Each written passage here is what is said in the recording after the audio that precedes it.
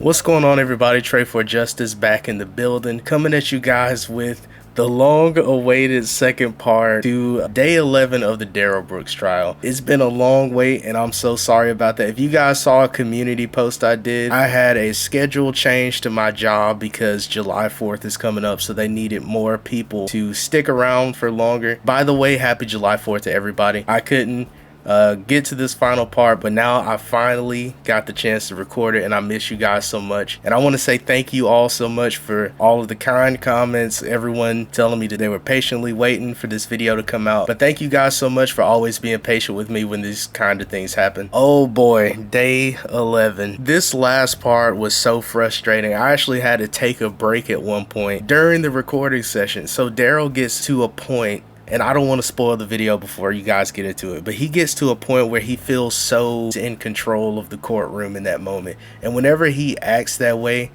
sometimes that gets me equally as angry as when he just says some really crazy stuff, because the fact that he did what he did and that he's here for that reason, and that he has the audacity to be like arrogant and to treat everybody in the courtroom as if we're inconveniencing him. So it's like that part of it really got on my nerves, and at one point I had to take a little break from it. You'll see it in a little bit, but of course I don't want to hold you guys up. I just want to say thank you to a few people that donated. So thank you so much to Becky Holexa for a $10 donation. I really do appreciate it. Thank you so much for the kind comments about how you understand the frustration that I was having even in the last video. It's just a recurring theme now. Whenever I'm watching one of these, I tend to get frustrated because Darrell, we know how Darrell is. But thank you so much. I really do appreciate it. Thank you so much to Rachel Riley 5185 for a £5 donation. I really do appreciate it. Thank you so much for continuing to watch along and for sticking with me. I really do appreciate it. Thank you so much to DG Shills 4783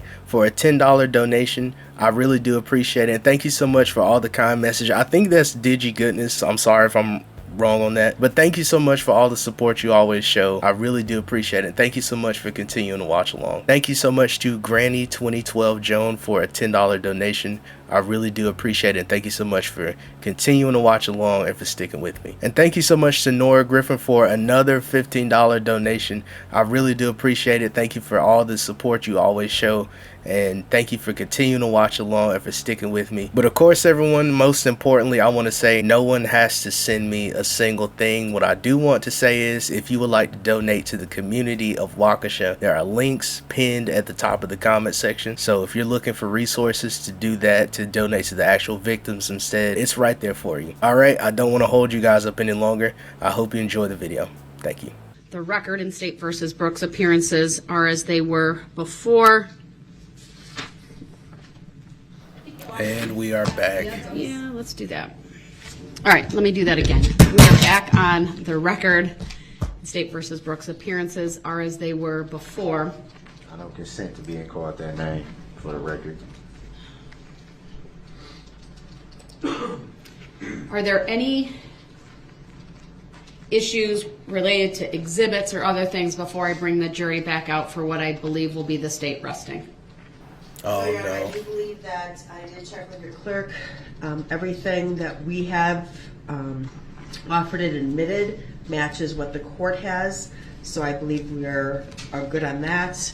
I had one question sure. about Exhibit 89, and I don't know if I missed in my notes. Okay. What do the parties' notes reflect on whether that was received? I showed that it was offered and admitted before it's published, or it wasn't published to the jury. But if not, we would move Exhibit 89 into evidence. And do you recall what Exhibit 89 is? It's a certified bail form. No. I'm asking. Oh. I'm asking Mr. Brooks. So, Oh, sorry. That was the second of the two bail bonds. Do you have a recollection of whether it was received? I don't. All right. Then I what was? know I objected to it. I know you objected when it was. Oh, boo-hoo. I think Oh, you displayed objected for to it, so the witness who then testified about it. I'll receive it and also advise the jury. Were there any other exhibits? I have one other issue on I actually don't have that in my notes. evidence and exhibits as well, but Are there going to be any other exhibits that we need to tidy up the record in front of the jury with? I don't believe so. I know at one point someone caught that we moved, it was either exhibit 175 or 178 into evidence, and the court admitted either 165 or 168 on the record. So I don't know. So maybe just had a misspeak. Yeah. You have any recollection of that, sir? Recollection of what? Related to what the state just put on the record. Do you know what was that? Fisher, wait, Price no, attorney. Just That was, move past him. check. He doesn't know anything that's going on right now. Let's just keep it going. It's really no point.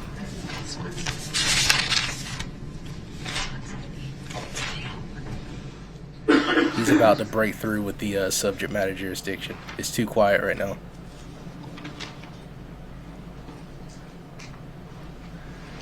Or maybe he's defeated. 175 was the screenshot taken from the video. I know I have a note that it was received and published.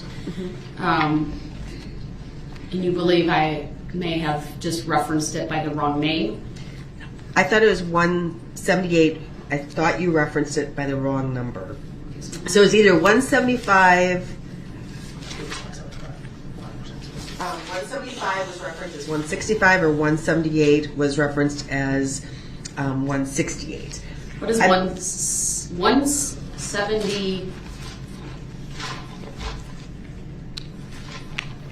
Okay, 175 I have as a screenshot of Darrell with his back to. Oh, that must be the screenshot of like the music video. I know that 175 is what I just said. Correct.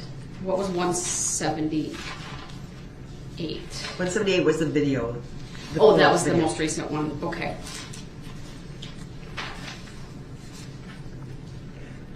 What's the request then as it relates to when the jury comes back in? Your Honor, I just, there's two different ways to do this. I can put on the record, I have the exhibit numbers, and I can just put on the record just to verify that these exhibits have all been offered and admitted into evidence, and the court's agreeing, because we've just agreed that those are, your records are the same as my records. Or we can clarify just if there was some confusion about exhibits 175 and 178 that were shown to the jury this morning. Those 175 and 178 were offered, and the court has admitted those into evidence. So however you want to. All right, sir, do you have any position on how I address this in front of the jury? Yeah, I'm objected to him being admitted at all. Well, those objections were already addressed. I'm talking about how I addressed to make sure the jury knows they were received by the court. However you gonna do it is how you gonna do it. I don't think what I gotta say much matters. Well, what you say Finally, matters, sir, but finally he the realized fact it. that I've Finally already you get it. ruled on the admissibility is not something I'm going to revisit. I feel like that's the closest to humility we have ever gotten. Out of these 11 days, that's the closest to humility. Even though he's just being sarcastic, he wants her to feel sad for him. Oh, you don't care what I have to say. I mean, it's true, we don't. But What I gotta say. Hold on, definitely that door is, all right, it's, sometimes that door upstairs malfunctions, and, all right, I didn't hear the last part of what you said. what I have to say about anything definitely doesn't matter. I take huge objection with that, sir. It's true. And that may be your perception, but that is absolutely not true. This court takes your positions on evidence, legal arguments, admissibility, things of that nature. I take all of that quite seriously. But somehow it's always overruled or discarded. Sir, can I keep going because you've interrupted me once again? My perspective on all of this, sir, is when you disagree with a ruling, you interrupt, you try to debate the topic again and again, you make disparaging remarks either directly or under your breath that are audible. Sometimes you roll your eyes.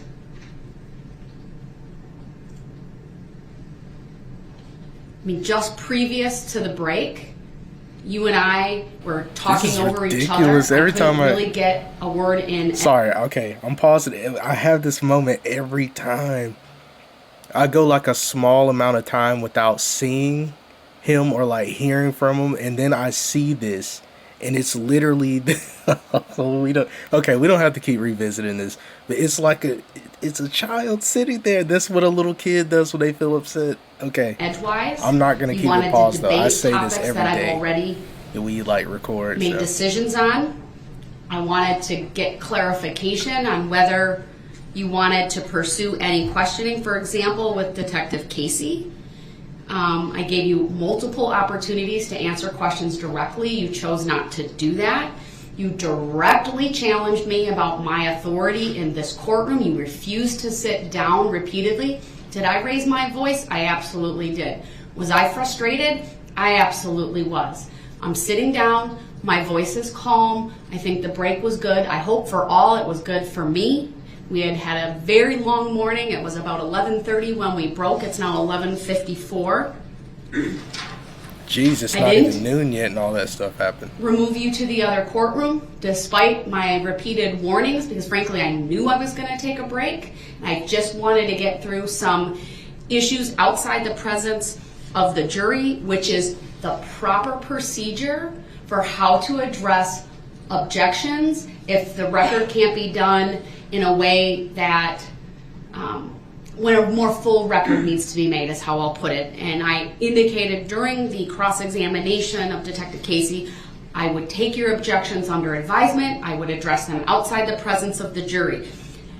You chose not to answer my questions, and so I moved on.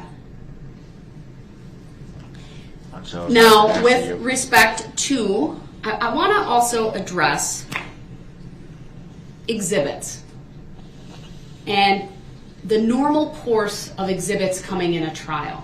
Because I think there's some misunderstanding and certainly confusion on your part, sir, about the exhibit list that I asked the state to file near the beginning.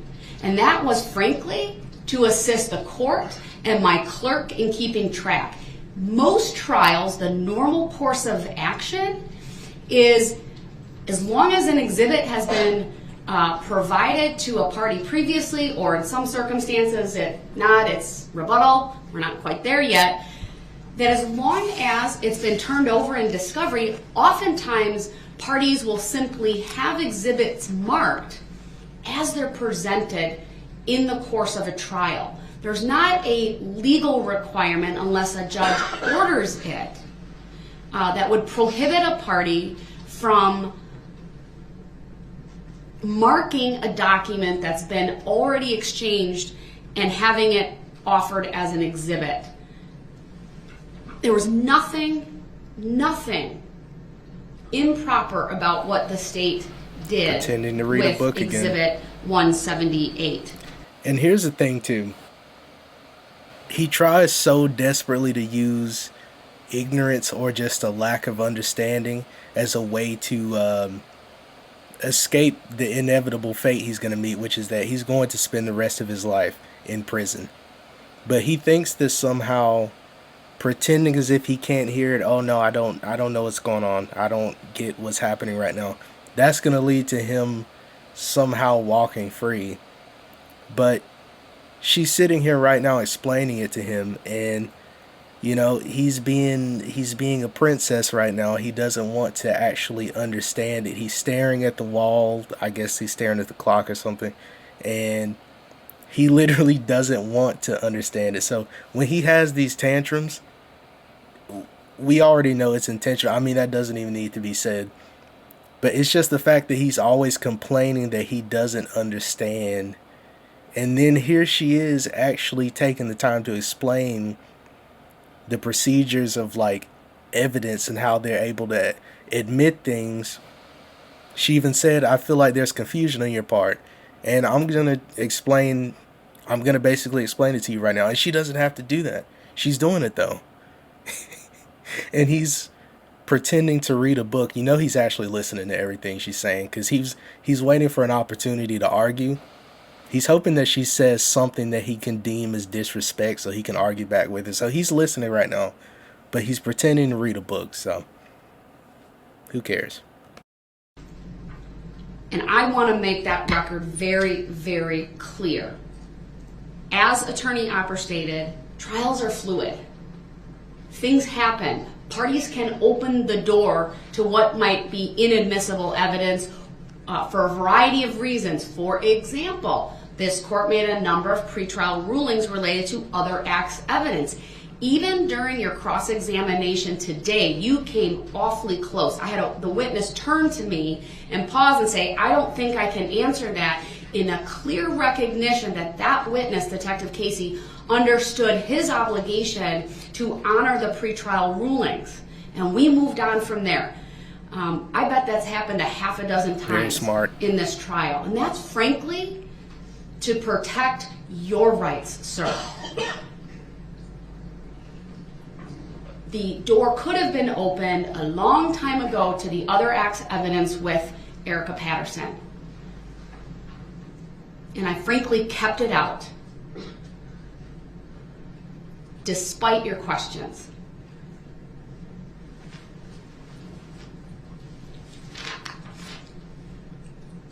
So, with that, I want to bring the jury back out. I will ask the state, I'll simply just ask the state, are there any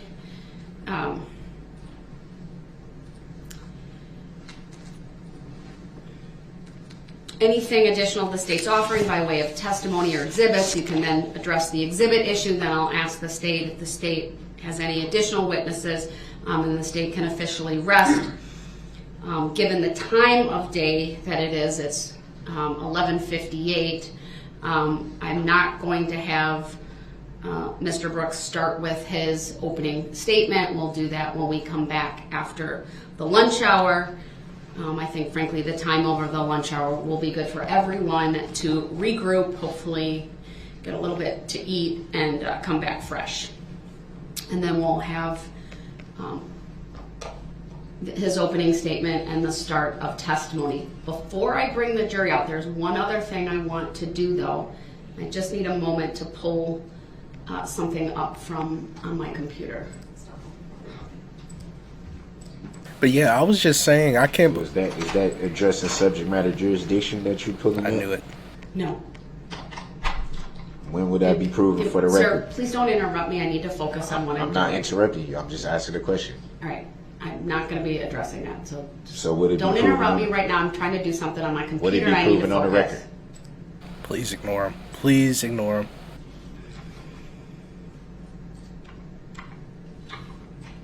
What is on the ceiling that is so... Somebody said this in the comments. What's on the ceiling that's so... I feel it's important at this time to at least give you the advisement pursuant to Special Material 28. It is regarding your decision on whether to testify. I'm not asking you to make that decision, but since we're on the verge of you starting your case and it may impact your opening statement, I wanted to go through the following. Sir, are you aware that you have a constitutional right to testify? I've been informed. Are you advised and informed that you also have a constitutional right not to testify? I'm not advised, I'm informed. Are you advised and informed that the decision whether to testify is for you to make? I don't understand the question. Are you advised and informed that the decision on whether you testify in this trial is for you and you alone to make? I'm informed. Not advised. Okay. Are you advised and informed, sir, that if you choose not to testify, the jury will be advised that they cannot use that against you? In other words, you have that right not to testify. I'm informed. You forgot your second part. Okay, he's not going to say it. When you make a determination about whether to testify in this trial, I will further be asking you about whether anyone has made any threats or promises to you to influence your decision. I may also briefly go over your educational background.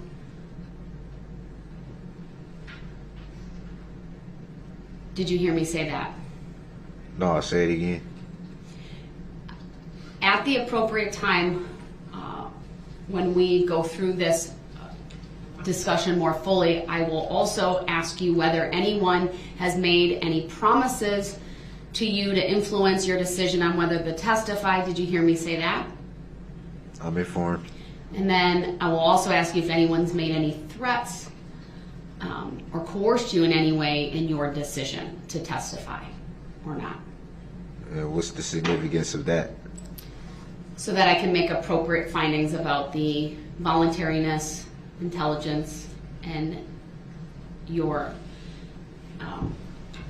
whether it's knowing, voluntary, and intelligent, your decision to testify. So whether I give consent. That's not the legal determination that I make. It is simply something that is your choice. I'm surprised we're getting this much out of him, to be I will honest. honor your right not to testify. Obviously, that's a constitutional right. I will honor your right to testify. That's also a constitutional right. And the jury will be advised one way or the other. There's a jury instruction on that. Did you hear me advise you of all of this? I'm informed. All right. Okay, let's bring the jury out then, and we can kind of tidy up the record. I'm so surprised we got that much out of him. May I remove that exhibit, please? I think they're right there, so let me just take it. All right, it's happening. Jury already coming out. I'll just stick it. Okay, so go All ahead and rise sit for it the back jury. down. Thank you. Is he really trying to pretend as Subject if matter jurisdiction still hasn't been proven for the record, Your Honor. Should be proven at some point. Oh man, I'm trying to take the approach of just like chuckling at him instead of just getting annoyed right away. Because he really believes that he has some sort of power. You see that? He told her, just sit it down. Thank you. No, how about we continue what we're doing here in her courtroom? You inmate. Thank you, everyone. Please be seated. Jeez. All right, then I'll turn to the state. Any additional evidence at this time? The state has no additional evidence, Your Honor. May we make a record as to the exhibits? Go ahead, please. Your Honor, we believe that the court has admitted all exhibits that have been offered, with the exception of one prior ruling on Exhibit 6. I don't know if you want me to list them all by number, or there are, it's 1 through 78, 1 through 178, but there are some numbers missing because we chose not to offer those exhibits. Anything specific as it relates to the most recent testimony? The most recent testimony, with Detective Casey, we moved 177 and 178 and 175, 150, 151, 88, and 89. I believe those were admitted by the court. That's my recollection as well, but for the jury, exhibits 150, let me start over. Exhibits 88, 89, 150, 151, 177, and 178. If I didn't receive them during the testimony, I'm receiving them now. And 175, which was the still photo. Uh-oh, Thank you. Darrell's Sorry, gonna I have had a to scribble tantrum. on my pad. And 175. You're not allowed to And do 13 that. and 14. How can you Those are just the do that? outliers. Here we I go. apologize. I believe those were received as well, but if I didn't Objection, I state think it, they was already received. I appreciate that. I just want to be thorough for the record. 13 and 14 were received as well. Do they have any additional witnesses to call at this time? No, Your Honor, at this time the state rests. All right, thank you. right, then at this time we are going to break for the lunch hour. I am going to have everyone come back at 1:30. It's a little bit longer, at least that's what I want to do for the lunch hour today. So all rise for the jury.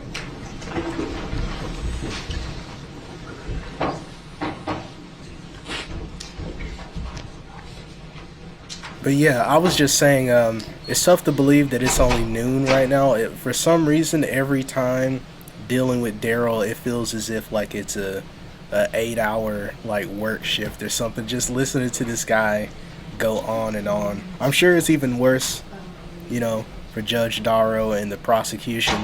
They actually have to sit, and the people that are there, the families that are attending, sadly. Thank you. Be seated. Mr. Brooks, anything from you at this time, given the state is now rested? What you mean? I'm asking you the question. Do you have any requests at this time now that the state has rested? What requests pertaining to what exactly? I'll ask the question one more time. Do you have any requests to make at this time now that the state has rested? I don't understand what. Okay, what let's you go and mean by break. that. That's why I'm trying to He's get taking up time. I'm not going to give you legal advice. I'm simply asking the question. Do you have any requests to make at this time now? He doesn't understand. Let's just go. I don't know what I'm supposed to say to that. I don't understand what. I'm sorry. With that That's a perfect screenshot. I don't understand. The confusion on his face right there. Yeah, that's a thumbnail right there. The fear and confusion. Okay. What would that be pertaining to? I can't give you legal advice, sir. I'm just asking the question to make a record. I'll ask you one more time. Do you have any requests to make now that the state is rested? Just say no. I don't understand. All right. The other thing I want to do when the jury comes back out is you will recall I read instruction 101 at the very end of the preliminary jury instructions that just has to do with opening statements. I will read that with the caveat. It will just say that the defendant will now make his opening statement. The purpose of an opening statement is to give the parties an opportunity to tell you what they expect the evidence will show you so that you will better understand the evidence as it is introduced during the trial. I must caution you, however, that the opening statement is not evidence. So I'll read that. I think it's appropriate given that Mr. Brooks deferred his opening statement until the start of his case. With that, we will take our lunch break. It's 12:09. If you could be back here at 1:25 and be ready to go at 1:30 with your opening statement. I got a question. Go ahead. Oh man. Do I get to present exhibits and stuff like that too and admit them into evidence? At what point are we talking about? Do you want to use exhibits that have been received during your opening? Is that what you're asking me? No, I'm saying if I got my own stuff that I want to offer into evidence. Oh boy.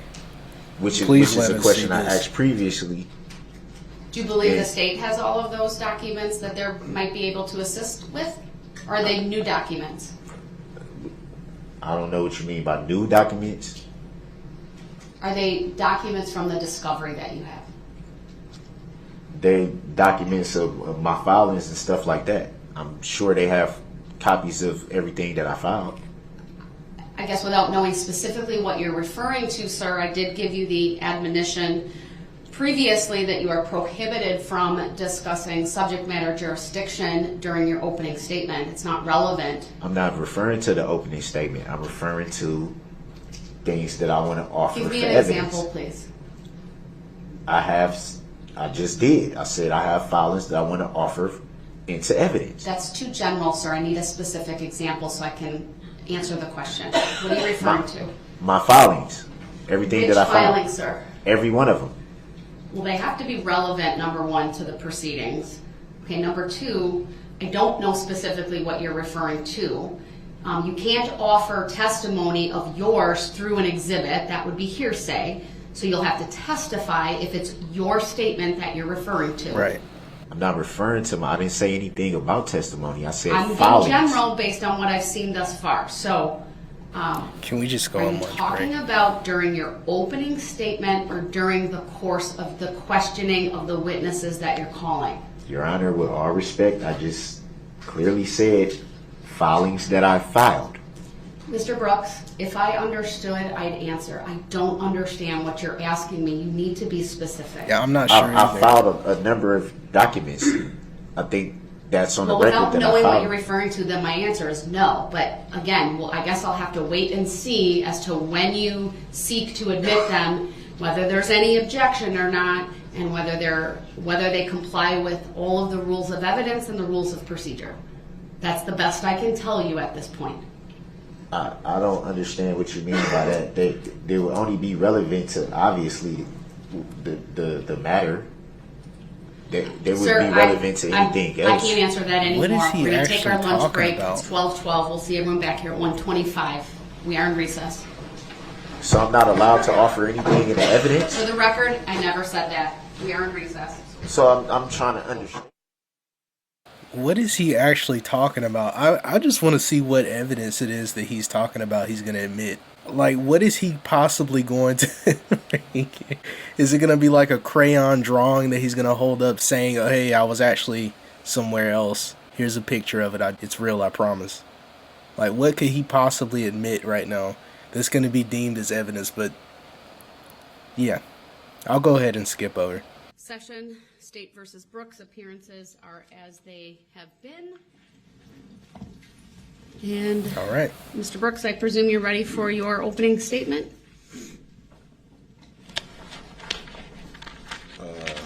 Just 1 second.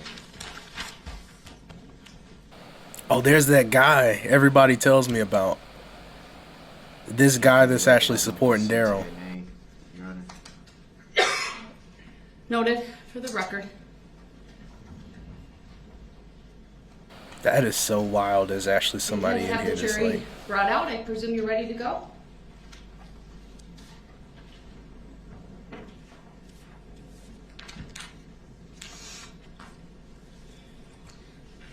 Having a slight issue finding certain. Can you sit up because I'm not hearing you very well, so that the microphone picks you up, please? I'm having a slight issue locating some of the files that I need. That's what I was trying to say. All right, we'll take a moment. You can tell me when you locate them. Okay. I mean, it seems like the lunch break actually did calm him down ever so slightly, but we know that's going to go right back to being pure chaos. But yeah, thank you to everybody that told me. I've already forgotten his name already. About this guy, though. It's insane to actually know there's a person in there that's like supporting what Darrell did. Like, if you know exactly what he did, which I've learned throughout the trial, it's like, how can you actually... I don't know. Some sick stuff, but... Your Honor, I have a question. Go ahead. The boy. The files that I'm attempting to locate are pertains directly to the witnesses that I will be calling. I'm not sure what witnesses are here today. Well, let's do this.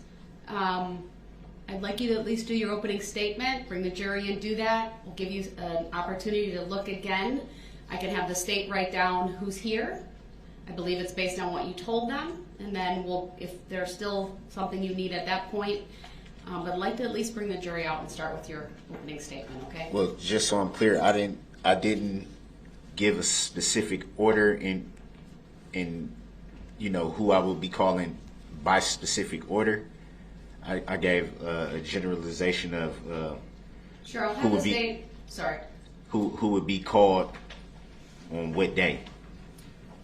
Why don't I have the So what does state that write mean? down who's here presently, and then you can make that determination, but at least let's go with the opening statement, okay? That's what I was trying to get at. It would help to know who's actually here today.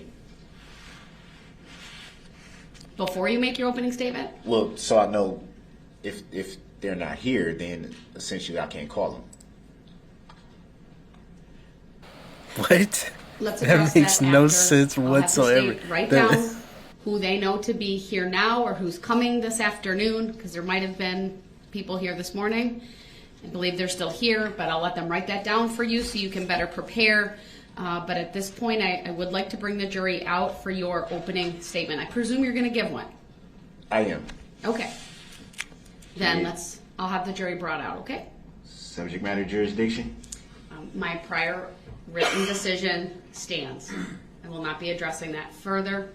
Your objection is noted, and I will be continuing with the trial. Is it verified proof for the record? Sir, I don't believe I need to do that, or that the state needs to do that as well. I believe your statement about that is a misstatement of the law, and I do not intend to pursue that further. Can you show me lawful law that says that? I gave you a written decision. I have done that. Can you show me lawful law that verifies that Sir, for the record? I gave you a written decision. You That can, I accepted for value in return for and value. that's because how I'm going to answer that. it So was let's not verified proof. We still aren't. Last ditch effort. Sir, there is He no feels the wall requirement closing in the in. law The wall's that the closing state in. or the court established that. So your Actually, objection there is is. noted. All rise. Actually, there is, Your Honor. Subject matter jurisdiction has Sir, to please. be proven for the record. Has It to does be not. proven. Has to be proven. You know that just as well as Mr. Brooks, you know that. please do not make statements that mischaracterize the law You know it has to be proven or that for the impugn the record. integrity of this You court know it has to be and proven the on the proceedings record. here. You know The it jury has is to be proven. advised to disregard the statements that Mr. Brooks is making regarding subject matter jurisdiction. They are not evidence, and you are to disregard them. They're not presented as evidence. Just has yet to be proven for the record. The jury will disregard the incorrect statements of the law that Mr. Brooks is stating. Where's lawful law that is incorrect? Mr. Brooks, please. I am going to read one instruction. Thank you, everyone. Please be seated. Please kick him out. The I gotta defendant say will now that. make an opening statement. The purpose of an opening statement is to give the defendant an opportunity to tell you what he expects the evidence will show so that you will better understand the evidence as it is introduced during the trial. I must caution you, however, that the opening statements are not evidence. With that, go ahead, sir. The opening statement. Obviously, I don't have any What? He took his Where? mask off? well-prepared speech, so I'm just going to speak from the heart.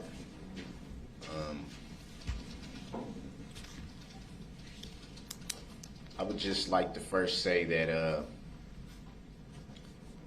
I want to bring to remembrance something I think everyone in this room has been taught pretty much as far back as we can remember, is that there's always two sides to every story.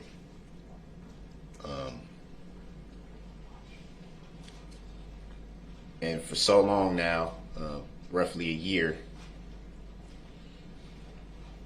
there's only truly been one side told of this story. And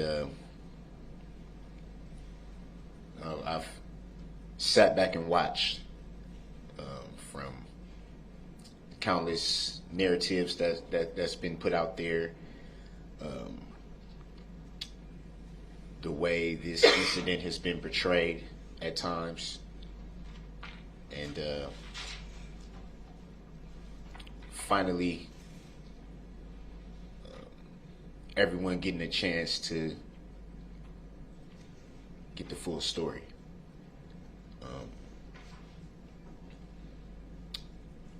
You won't hear me try to argue facts. The fact is that this incident was tragic, very tragic. That's not lost on me. Facts are that there's still a lot of people healing, a lot of families healing on both sides.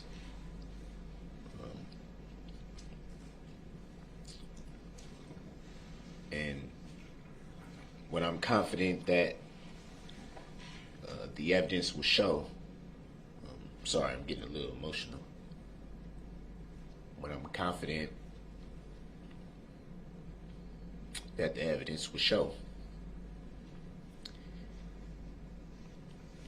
is that this incident was not planned.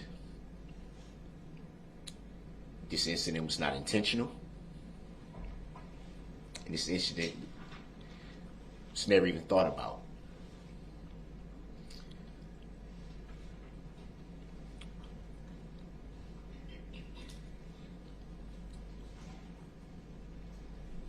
It's easy to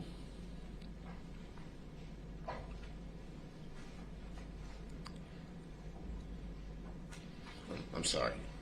Just need a second.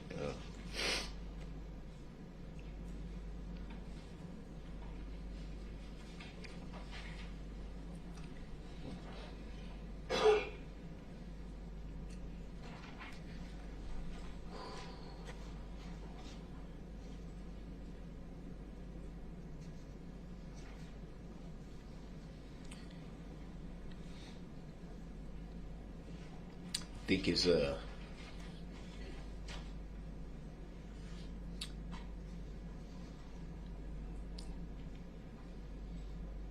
easy to look at the magnitude of something like this and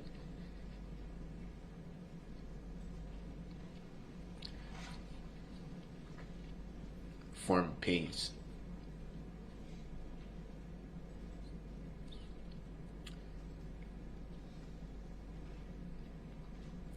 I think it's easy to disregard a lot of factors.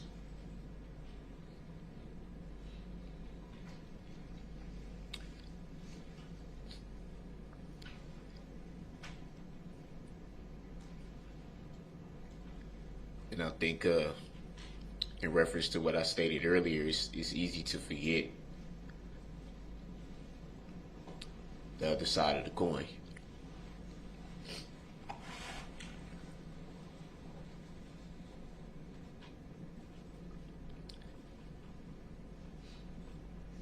There's been a lot of suffering involved in this incident. A lot.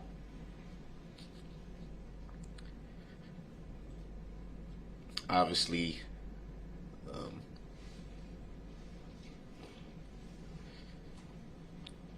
with the families,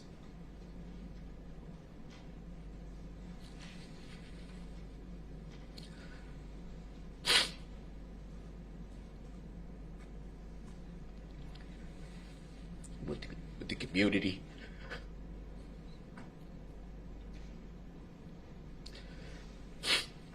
and even the alleged defendant's family as well. There's been a lot of suffering.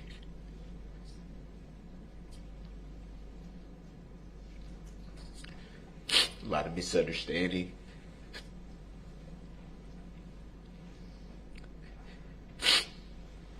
And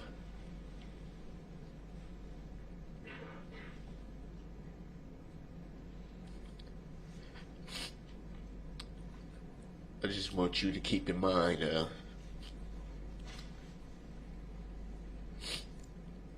everything that will be presented in its totality. Keep in mind.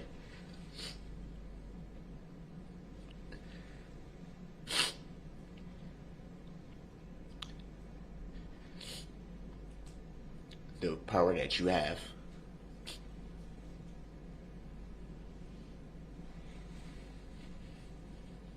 Oh my goodness.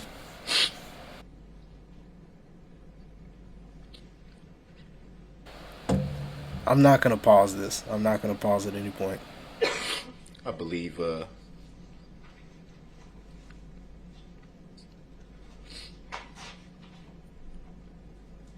that should escape your knowledge.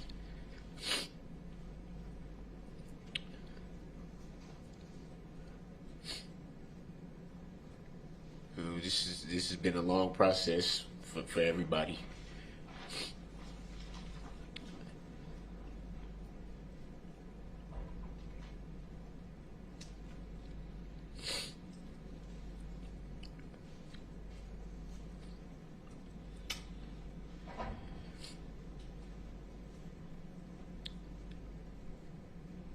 what I believe is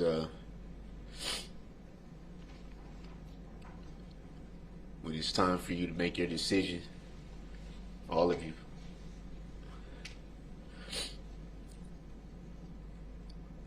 I believe that,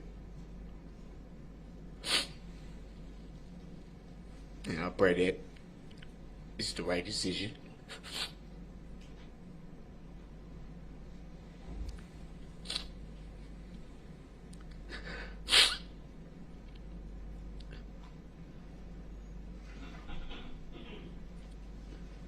That all the factors are weighed.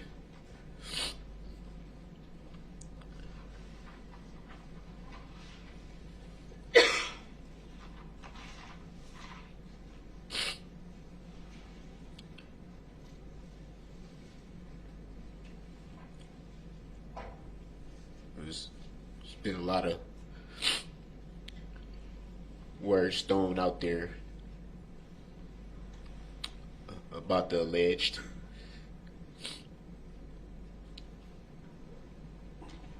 a lot of speculation, a lot of ridicule.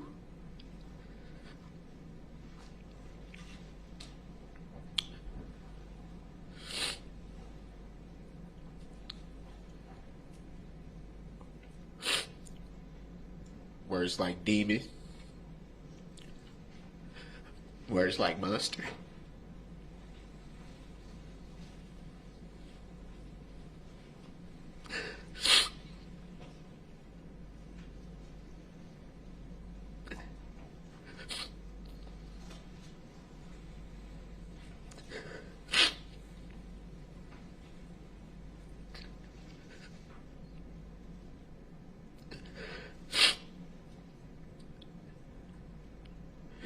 I know a lot of the time I've been before you, you see me with this mask on.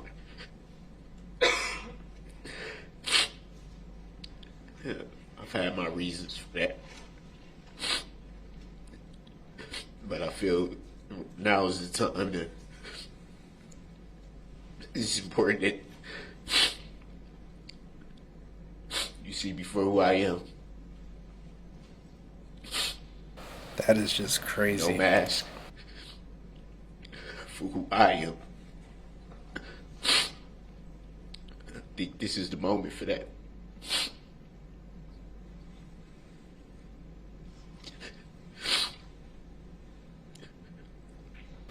That is insane.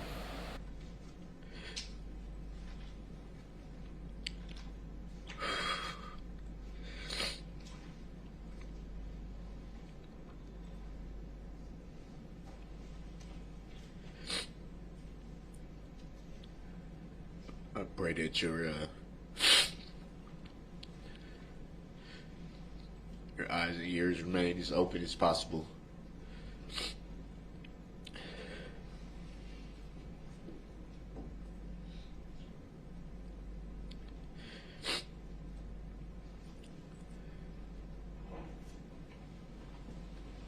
And understand that you alone decide this case, this matter.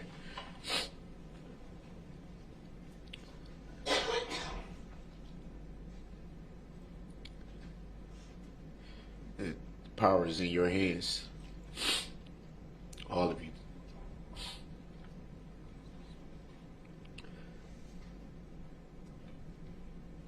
To determine for yourselves what truth is. Thank you. Thank you, sir. Okay. So, I didn't want to pause that. I understand that's like a really huge part of this trial, and so that's why I didn't want to break, that little speech with the crocodile tears right there. And here's the thing. It's like, if I didn't know what he did, like if I had no idea that he did all this stuff, and if we didn't see exactly who he is, because throughout this trial we've gotten the chance to find out who he is as a person. He lies without any sort of like shame or remorse. He has killed people. He's shown literally no remorse about that. And it's like that little performance right there. If you didn't know that he was the person he was, it actually probably will make you sad. But here's the thing. Because we've had the chance to get to know who he is as a person, I hear everything he's saying and I don't feel anything for it. You know, and I'm sure most people don't. And, you know, the people in the families that are in there, the fact that they gave him that opportunity to actually say those things and nobody interrupted, nobody screamed at him, nobody jumped over the little barrier there to like run at him during that time. It shows how strong Waukesha is. Like every time I look at one of these, the strength that Waukesha displays is just, I can't even put words to it, to be honest. But yeah, that was just, honestly, that sent chills down my back like in a bad way. It just made me uncomfortable to see him doing this little song and dance that he was doing, just because you know it's all fake. And he doesn't feel any of this stuff that he said. He doesn't feel any remorse whatsoever. So, yeah, I didn't want to pause that. Let's go ahead and let the prosecution give their closing argument as well.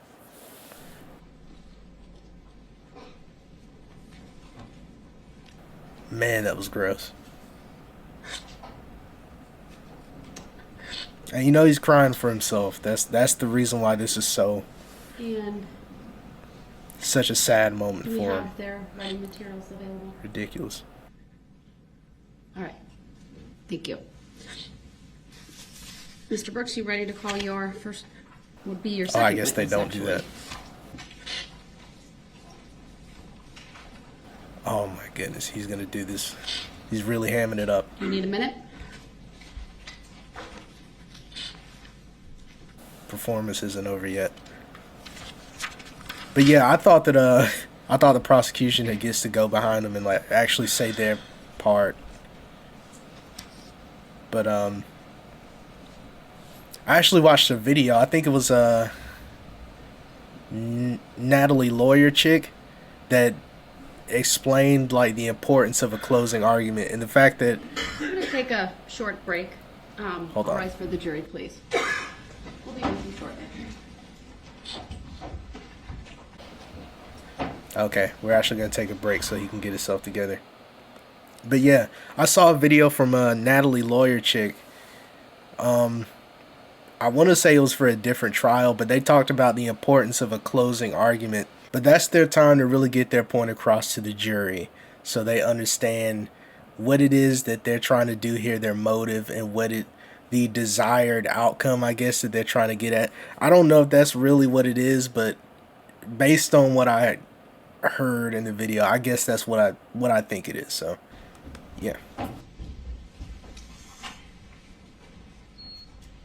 But as always, if anybody wants to explain it to me, I'm more than happy to read that.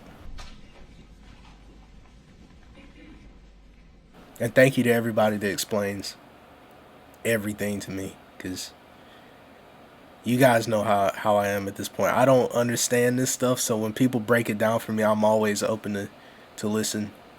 All right, thank you. Please be seated.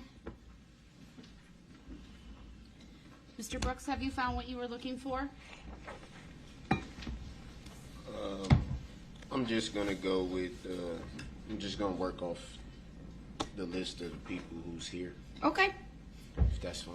All right. You know who you're going to call first? We'll have that person ready. Yeah. Okay. What other list was he gonna? Okay, You want to let us all right. know so that the state can assist with that?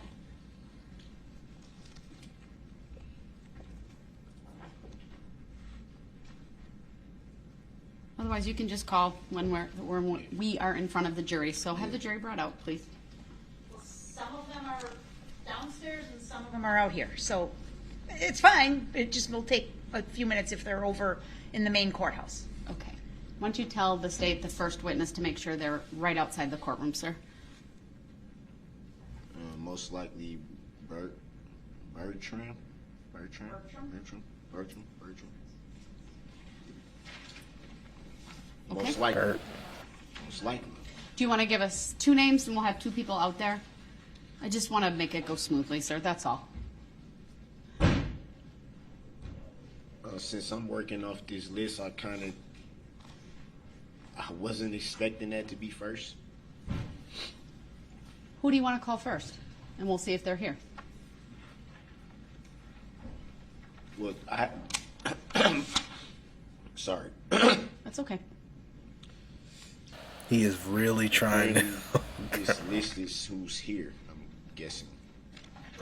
That's my understanding as well.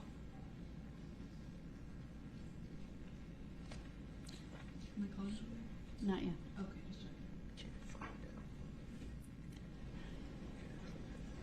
Is there But he's someone really you playing this expected to game be of- on the hold list on. that is not? Kinda. Do you want to make a record of that? Do you want me to address it in any way? No, not right now. What? All right, well then I'm going to instruct the jury to come out and then you can call your first witness.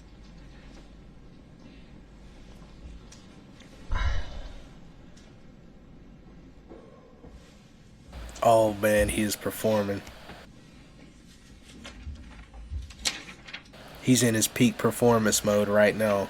He feels like he is really going at it.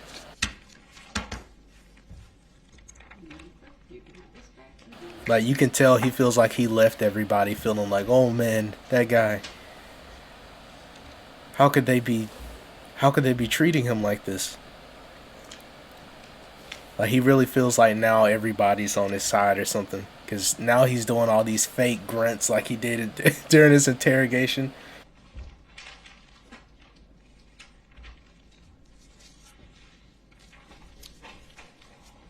All right.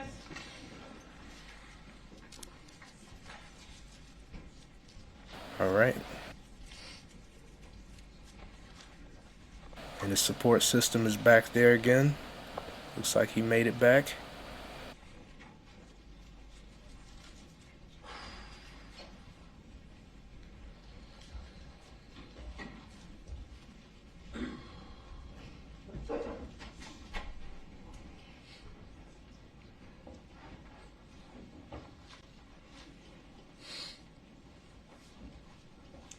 Thank you, everyone. Please be seated. All right, you may call your first witness. Actually, your second witness. The defense would like to call the plaintiff, state of Wisconsin, to the stand. There's no way. Object. The objection is noted. There- It is sustained. Call your next witness, please. Reason for the sustain? Not relevant. There it is. Proof that this was all fake. Did you see the... Okay, I don't know if you saw this. Did you see as soon as he said that, like, immediately all the sadness, the whole performance ended right there. He did like a little stare to the side and everything. To go along. Ridiculous. The subpoena was accepted, Your Honor.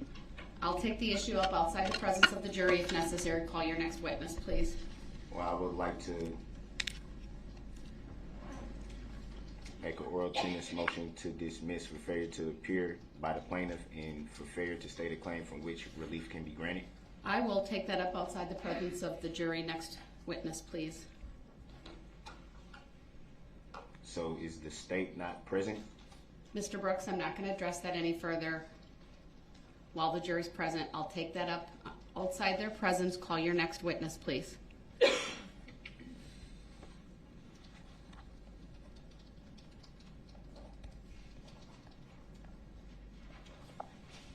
The defense calls Nicholas Kirby. All right. Nicholas Kirby. Nicholas Kirby. Is that a witness who's in the hallway? Do we know? I don't believe in the hallway, but we will have him brought over, Your Honor. All right, thank you. It'll be just a moment or two while we wait for that witness to come into the courtroom. All right.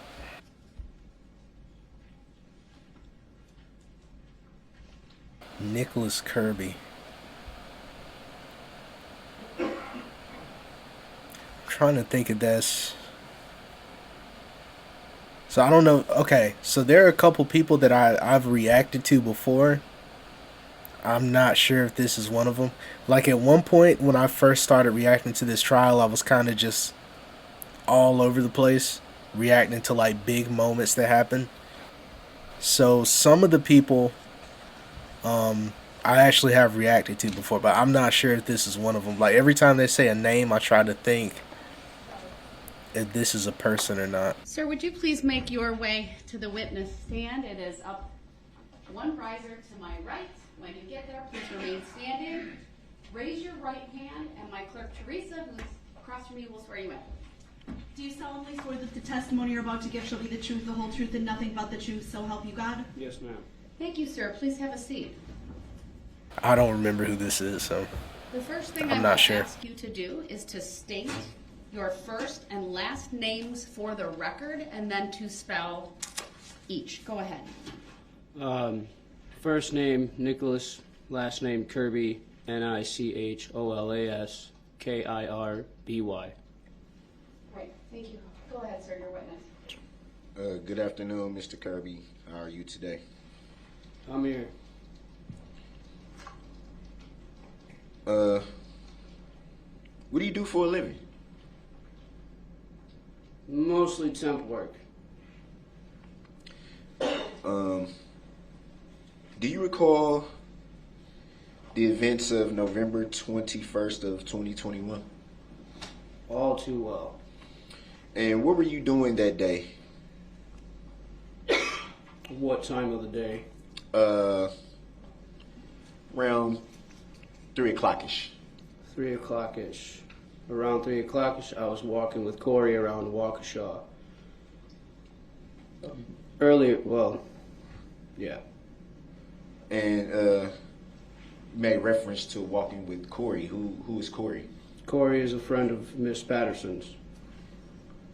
And would it be fair to say that it's also a friend of yours? Mutual friend, yes. In reference to Corey? Yes. And what were you doing? Walking around Waukesha, she was waiting for Miss Patterson to get done meeting with Mr. Brooks. You, At 3 o'clock? around 3 o'clock-ish. Around that time, I had advised her not to go meet with Mr. Brooks. Okay. So this is so familiar. Okay, I don't know if I've reacted to this or not.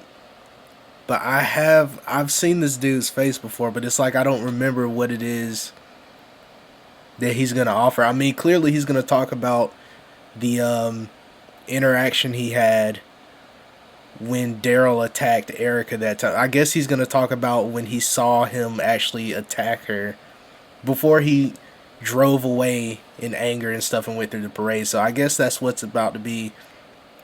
He's going to testify to that. But okay, this is actually going to be an interesting one. I mean, they're all interesting, but I really want to hear what he's going to say. Oh. You made reference to Mr. Brooks. Who's that? That would be you. And why would you say it would be you? Because that's your name. And you were privy to that information at the time? I was privy to the information about you about a week prior to this incident.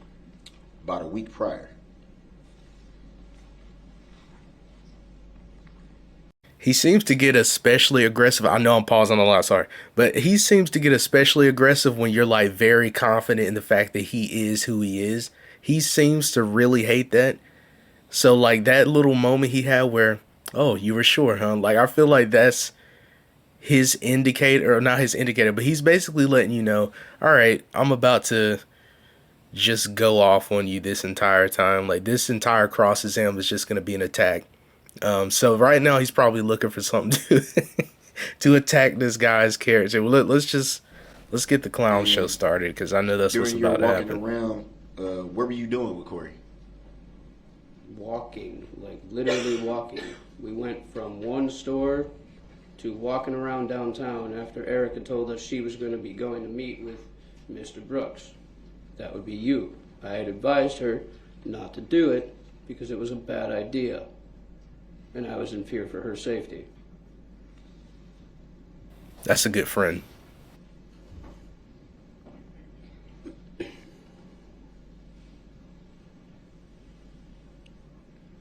You made reference to going from one store to another. What stores are you referencing? Dollar General and Speedway. Did you go anywhere else? No. Did you ever go to a park? No. Oh no, the long pauses. You made reference to knowing about Brooks a week prior to these events, you said? I didn't know everything about him. Miss Patterson had showed me his rap sheet, if you will, and a picture of him, and that was about it. I had heard prior I'm going to stop the witness unless you want him to go there, not to discuss what may or may not be conduct of Mr. Brooks prior to November 21 of 2021. Oh yeah. With that understanding, That's right. And ask the next question.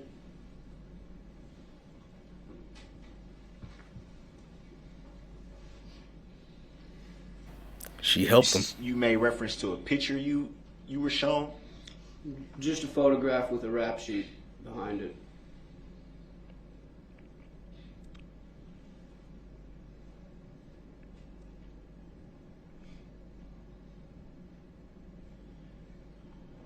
And at some point, did you and your mutual friend Corey meet up with Miss Patterson? Yes. Do you recall where that was? Corey and I were in the Dollar General area of Waukesha, which is between East and Broadway Street. We were walking towards, or away from Dollar General, towards where Erica had said that she was being assaulted and attacked. And do you recall where that area was? Yes. Where was that area?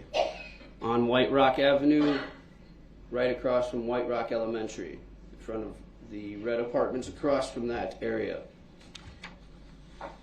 Red apartments. Yes. Do you know what those apartments are called? I do not know the name. I'm guessing they're called White Rock Apartments.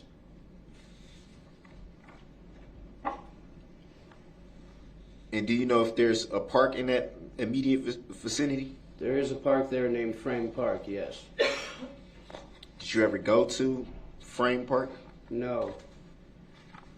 We were in that area near the park where the elementary school is and the apartments are. About what time did you and your mutual friend Corey meet up with Miss Patterson? Miss Patterson called me and said that she was... About what time was the question? About what time? And I'm getting to that. I'll direct the witness answer his question specifically. What time? Honestly, around what time the parade started. I would have to say like dusk. I honestly don't wear a watch, so sorry, I don't remember the time. But if I had to put it at a time, I'd probably say about 4:35-ish.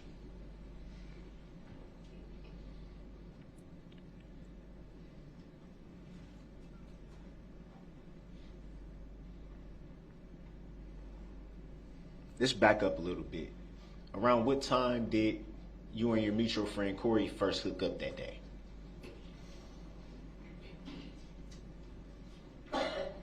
I had worked that whole day, so we didn't meet up until I was done working, which was probably about 2:30, 3 o'clock.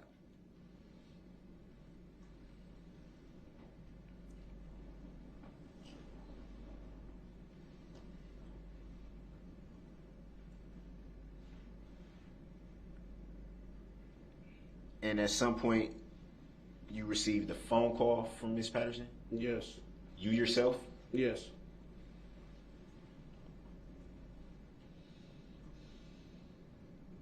And then at that point, what did you do? When she told me that she was in trouble and she needed help, I went to her aid, which means I took off from where I was near Dollar General and ran to where she told me to go.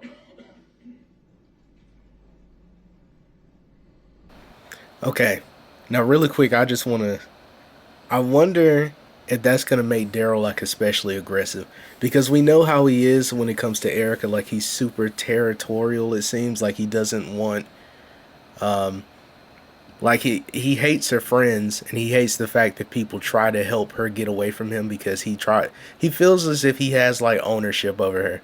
So I wonder if he asked that question, like, so you called her, like, oh, you called her at some point. I wonder if that was like another sign that he's about to just go all the way off in this moment. But you guys know how he is when it comes to Erica, though. Just a guess. I'm not sure. And when you got there, what did you see?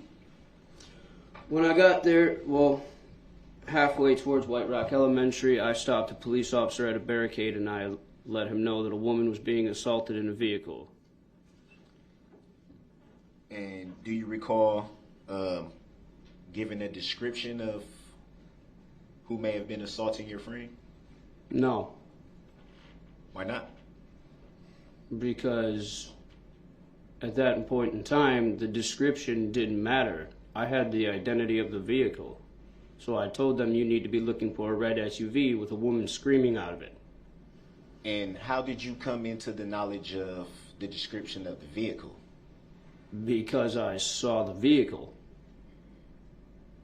At what point did you see the vehicle? When Corey and I were walking up White Rock Avenue on the apartment building side of White Rock, which would have been my right if you were walking towards the train tracks that cross White Rock. On my left was White Rock Elementary. I walked past the red vehicle, didn't realize that she was in that vehicle. Then Corey and I crossed the street to White Rock Elementary and started walking down the sidewalk, and I heard her scream, Miss Patterson scream. I don't remember exactly what she said, but she screamed and I knew it was her, so I walked back across the street and escorted her across the street over to White Rock Elementary. Jeez. I don't think that's what I... I'm just giving you full description. Let's back up a little bit because that doesn't make sense. You stated that you had a description of the vehicle. Would that be fair to say? Yes. The question was, how did you learn of the description of the vehicle at that point? How does that not make sense? Patterson told me over the phone that she was in a red SUV. There aren't many red SUVs with young women screaming for help in Waukesha.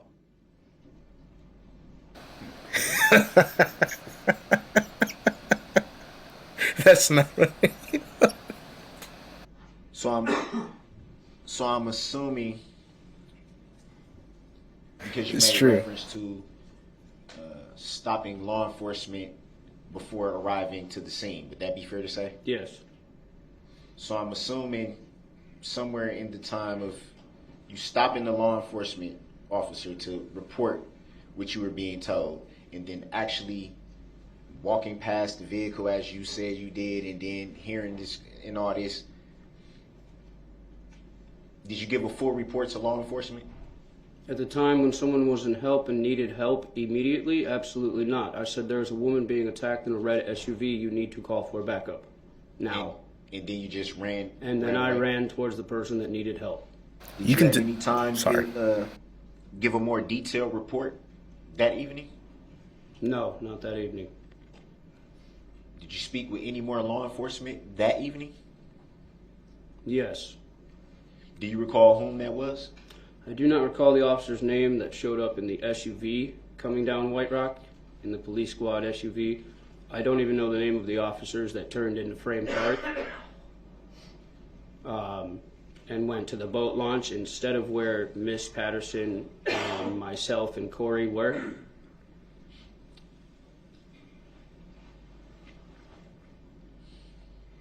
But yes, I did speak to an officer. How did you come into the knowledge of where officers turned and went? Because me, Erica, and Corey were arguing with Mr. Brooks on the side of the road of White Rock, right in front of White Rock Elementary. And the officer that I had stopped at the barricade when we were coming to Miss Patterson's aid had radioed for backup, and obviously given them description of the vehicle that I had described to them, the red SUV. That backup came, but they went to Frame Park. They did not go to where we were on White Rock. Any idea why they went to Frame Park if you specifically told them a description of a vehicle and where it was located? I did not tell them where the vehicle was located because at first incident, Mr. Brooks had taken off in his SUV.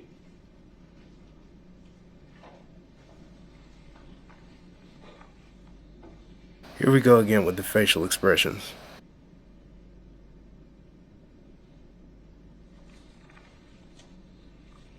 I'm gonna stay calm though. That's his go-to, it seems like, every time somebody's really... Anytime somebody says anything that's really like solidifying the evidence, he just goes to facial expressions, it seems. But you can tell, like, Erica's friends, they look out for her. Like, hold on.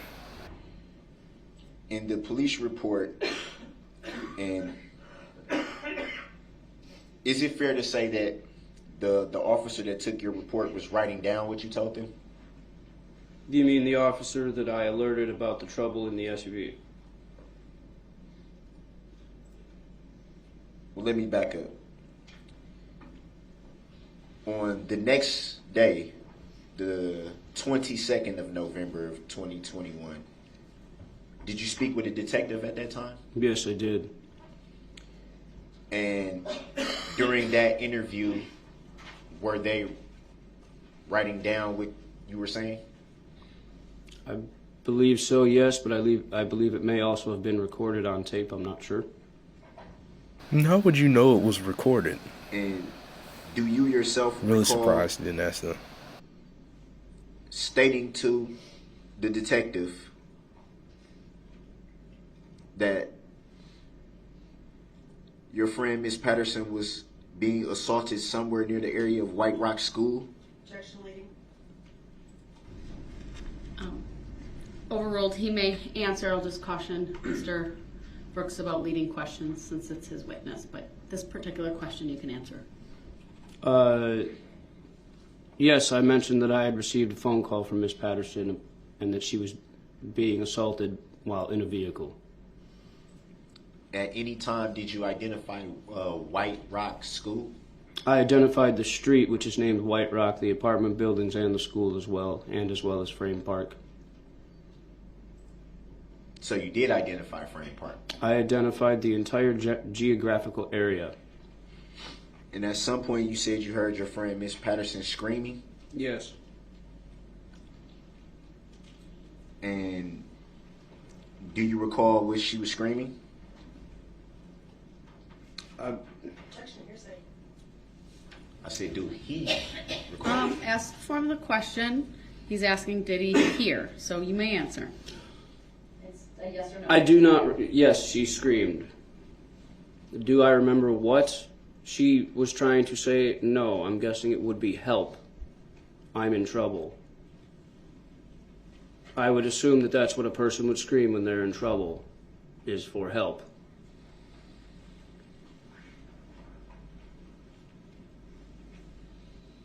Alright, so this is going to be another annoying part.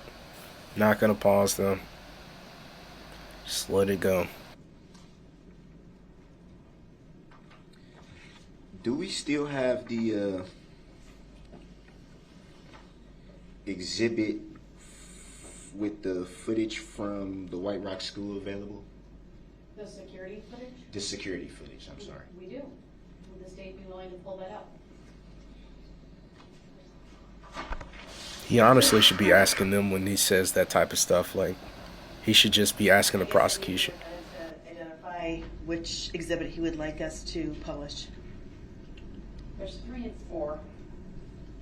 Door 1 and door 2 is what I have. I'm sorry, you said do. Exhibits 3 and 4 have been received. One is of the White Rock door 1, the other is White Rock door 2. I believe those are the videos you're referring to. Let's try door 2. Okay, that's exhibit 4. Let's just put it up for the witness initially, make sure it's the one Mr. Brooks wants. I appreciate the state with their assistance. Can you see that on your monitor, Mr. Brooks? Is this the one you're looking at? Yeah, I can see it. I believe there's 2 clips from this, but go ahead.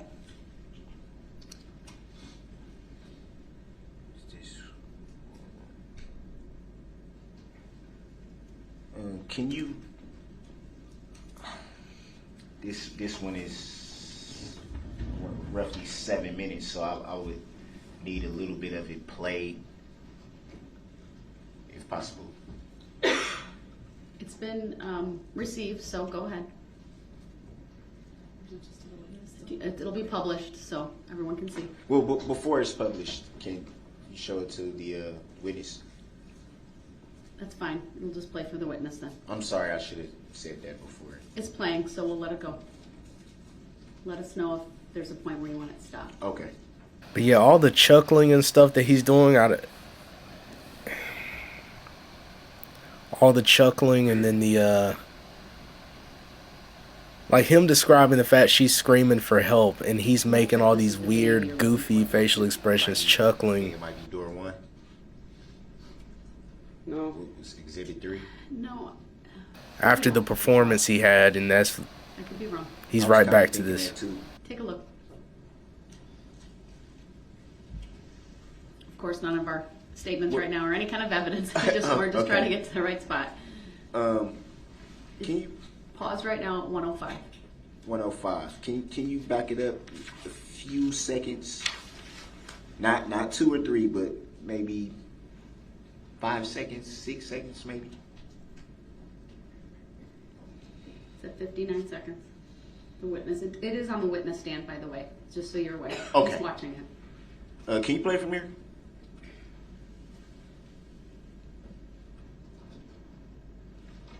Prime Fisher Price attorney moments. It's just moments like this. Moments like this are just prime I don't think it's playing. It's prime fine. examples of it. Pause right there. From what you can see in this video, do you see anyone get in or out of the vehicle that you see on your screen? Miss Patterson has just exited the vehicle. Just for the record, the video was played. It's exhibit 4 from 56 seconds to 1:21. Go ahead. I didn't hear the answer. Miss Patterson was the one that exited the red SUV. You saw someone exit. Yes. Can you wind it back? To what? Again? You want it back to 56 seconds? No, to 105, where it was paused the first time. Okay. Thank you for attempting to do that, Ms. Gussie. It is paused at 1:05.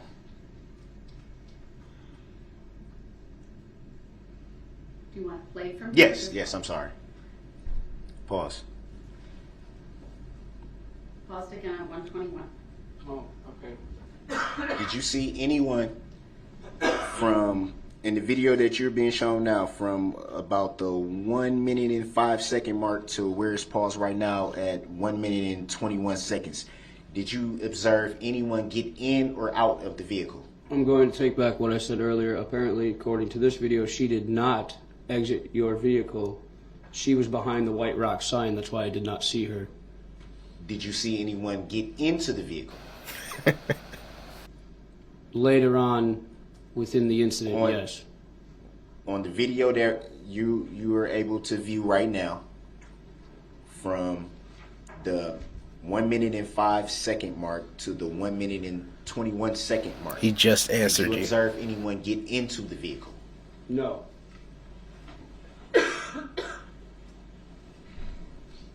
Can you publish for the jury? You want it replayed again? Yes. Go ahead. We'll start at the close to the minute mark as possible. Again, is that where the defendant would like it started? What? Around the 105, around that From area. 10.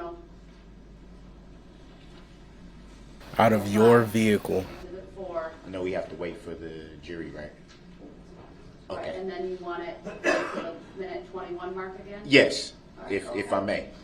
Go ahead. I know Darrell tried to cut him off before he got really started with that, but the fact that he just he made sure he couldn't get away from, you know, the vehicle being attached to him. I love that stuff when they do that. Whenever they just identify him by name, like to his face, or just And make sure that he's connected to the vehicle, like the at SUV that time, is great. were you already en route to where you believe your friend was being assaulted at? Objection calls for speculation. This defendant has not even put this witness at this location at this time. He's just having him testify about what he's seeing in video. I understand the objection. It's sustained. Please establish some foundation for this witness being present at that location. For Were you- more information about the incident. Were you you gonna present do, Darrell? at this time? We were on White Rock Avenue, but we were not in the general location of the school as of yet. As of that point in time. So to your recollection, you didn't see anything that you're seeing right now or on this video. You did not see the day of the incident? No, I definitely saw Miss Patterson in a red SUV that day. Did you see? At this specific time, no. Because I was down the road on White Rock talking to an officer who was manning the intersection of Hartwell and White Rock. And reporting at that time.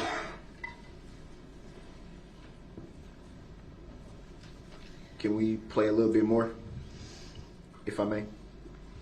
Objection as to relevance. If he wants to direct the video to a certain time that if he would like to ask this witness about that particular time if the witness saw that, that's fine. Right. But he can't go through each video and say, and ask general questions. There's only been one video that's been shown. I'm going to give Mr. Brooks some leeway on this. The video is to be played from this moment, and then Mr. Brooks tell us when you want it to stop. Okay. What I'm attempting to do for the record, Your Honor, is Just play the video and you can ask your question. All right. Go ahead. That is what he's going to do, though. That's exactly what he's going to do. He barely even understands these videos himself, so he's going to ask very general questions.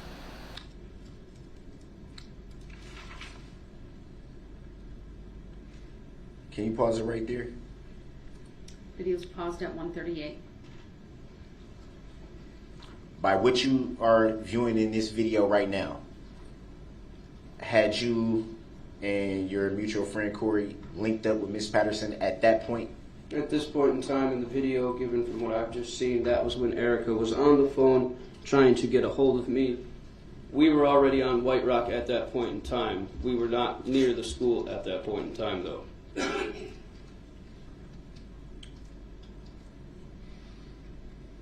So that was when you would, to your recollection, that's when you would say the phone call to you was made?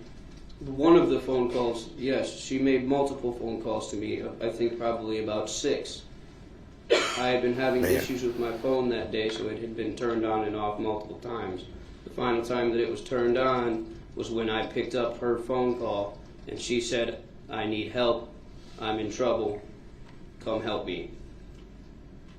I'm being assaulted." You just That's made when I left. you just made reference to that point in the vehicle being I'm sorry. Oh, I'm so drained. That point in the video was when you made reference to that point in the video being when you received the phone call. Yes. A phone call out of A- multiple from her. That's fair, a phone call. Would it be fair to say, though, would it be fair to say that, and this is in reference to you saying that you were having issues with your phone that day, would it be fair to say that you're not sure how many phone calls you had received that day or who they were from? I only received 51 phone calls on my phone that day that I actually do know. 6 of which belong to her. And all around the same time? All around the time. She obviously didn't want to get off the phone because no one calls me 6 times in a row unless they need some help. Can we continue to play from 138? Go ahead. It's sad stuff, man. And you can tell he feels guilty about the fact that she was alone with him. Can you pause right there very quick? Like, you can really tell based on the way he's talking about it. 47 seconds. Do you see in this video your friend Miss Patterson walking back in the direction that she had just come from? I see her on the phone talking to someone, which I assume would be... You better not say something stupid. Telling me where Mr. she... Kirby, I need you to answer the specific question that's being asked at the moment. And by the way, I'm referring to Darrell when I say that. Like, I'm wondering if he's trying to say, well, if she's walking back in the direction that she just came from, is she really in danger? Because she seems to be coming back to me, like something weird like that. Thank you. Yes, I see her on White Rock on the phone, walking back in the direction she was originally... Again, Your Honor, I'm going to Coming object from. to this line of questioning unless the defendant can put this witness there. I don't know what the relevance of this testimony is. I didn't even The get to that exhibit point. has been received. It's been published previously. Absolutely. So I'm going to give Mr. Brooks some leeway here. Overruled. At I would like you to get to where you need to go, though. That was the next question. At this point in the video, had you yet come into a range where you and your mutual friend Corey, had you yet come into a range where you can see Miss Patterson at that point? Corey was the one that spotted her first. Could you yourself see her at that point? I heard her scream. That's what caught my attention. And you made reference to that scream being heard from inside the vehicle. Would that be fair to say? Yes, because that's where she was when she called me. And I was still on the phone with her while going down White Rock Avenue. Even while I was talking to the officer, I said, I'm on the phone with her right now. I'm trying to figure out where she is. Can you please call for backup? So we continued down White Rock to look for Miss Patterson.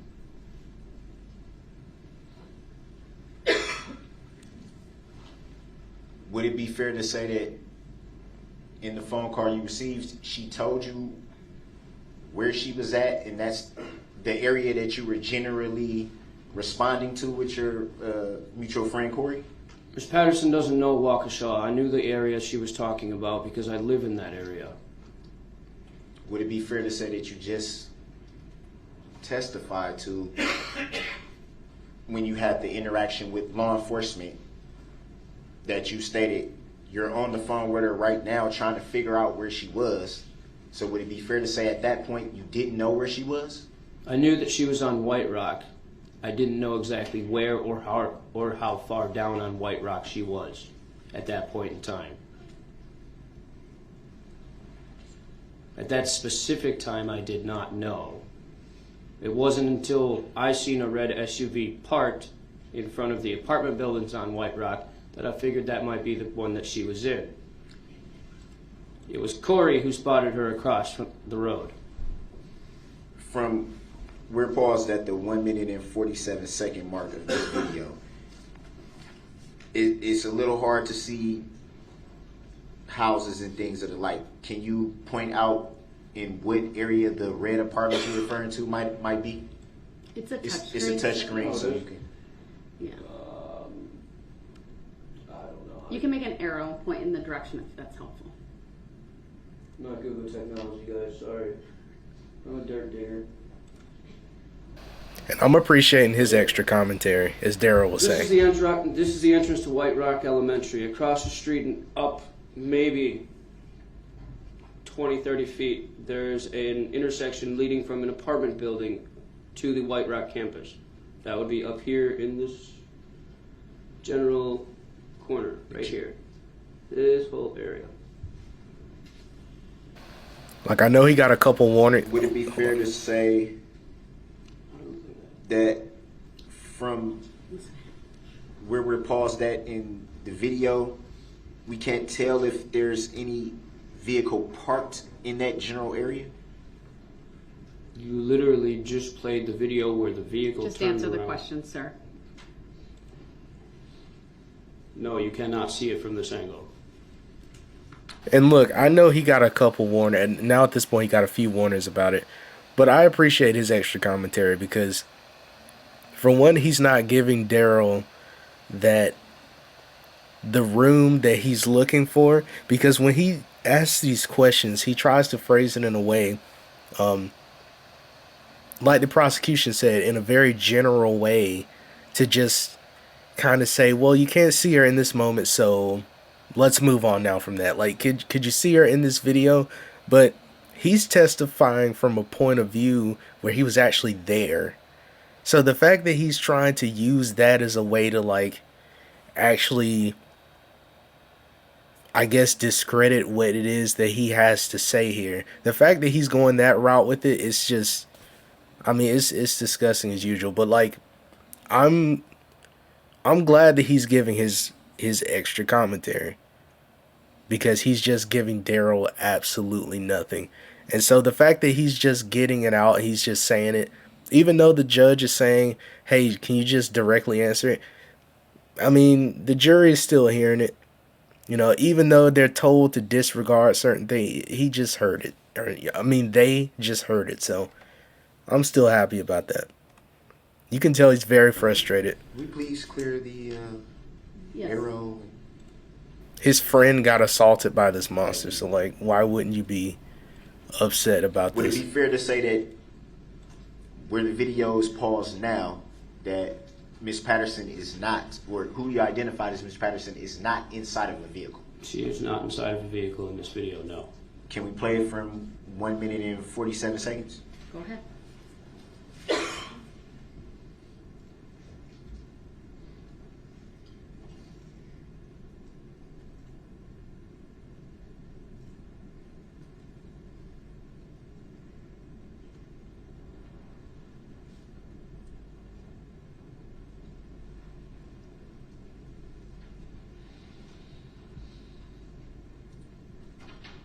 Pause there. At this point, had you come into a range where you can see Miss Patterson at that point? No. The record video is paused at 2:13. I'm sorry. It's all right. 2:13. Keep going. And you made reference to your friend Corey spotting her first. Yeah. Is that correct? Corey had said that she thought she had seen her across the street, and we looked, and we crossed the street once, and then we crossed the street back over. Then we crossed again for the final time. That wasn't until later, when the incident with Mr. Brooks took place. And at this point, walking with your friend Corey, had she alerted you to spotting Miss Patterson at that point? She said she's over here. She must be out of his car now or something. She said something along the lines of that. So we went across the street, and there was Miss Patterson hobbling down the street with a boot on her leg. You made reference to your friend Corey saying she must be out of his car now. Do you know, as you were walking with your friend Corey, do you know if she observed Miss Patterson being in a vehicle at that point? She was with me when the phone call came. So I assume that when someone tells me that they're in a vehicle, then they are in a vehicle. That does not mean that they would be in a vehicle by the time I got there. I was on foot. And I wasn't walking, I was running. Man. Can you play it from 2:13?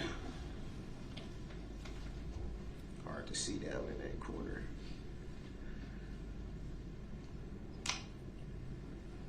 Hold on, let it play. Okay. And I think Darrell's gonna pull up from this corner right here and then like stop around Right here. Is that 409? Yes. This is the same video.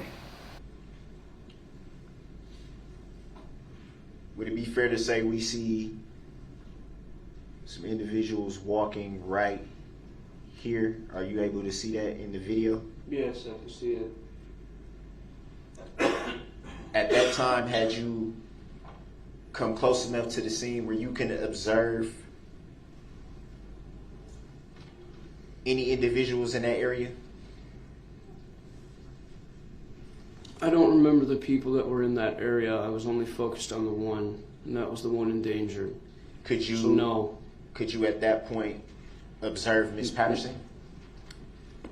From my point on the street, from where I was, At that time, yeah, where it's paused at now. during a parade, no. Can we clear the circle?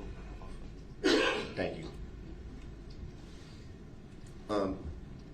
We observed at some point Miss Patterson crossing over to the opposite side of the road. Yes. Did you see that? Yes. Any I was eye- on the phone with her at that point. Could you observe from coming down White Rock? Can you observe that from where you were at that time? I was at the intersection of White Rock and Hartwell when she said that she was by some red apartment buildings. Could you see her from that position? No, not from that far down. Can we play it from 409? Make sure we're recording. Okay. And there they go. Pause right there. Pausing at 4:18. 418, I'm sorry. Go ahead. You see the two individuals here? Yep. Do you know who those individuals are? That's me and Miss Corey. So at 409 to 418, you were able to come into view of Miss Patterson at that point? No. I wasn't. I was on my phone trying to call her back to find out where she was. Can we clear this circle? Thank you.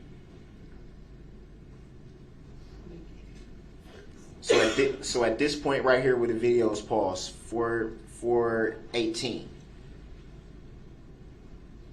you weren't able to observe Miss Patterson on White Rock Avenue at that point? Ask and answer.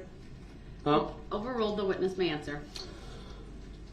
I was not looking ahead of me. As you can tell by the video, I was looking at my phone trying to call Miss Patterson back because she was not answering her phone.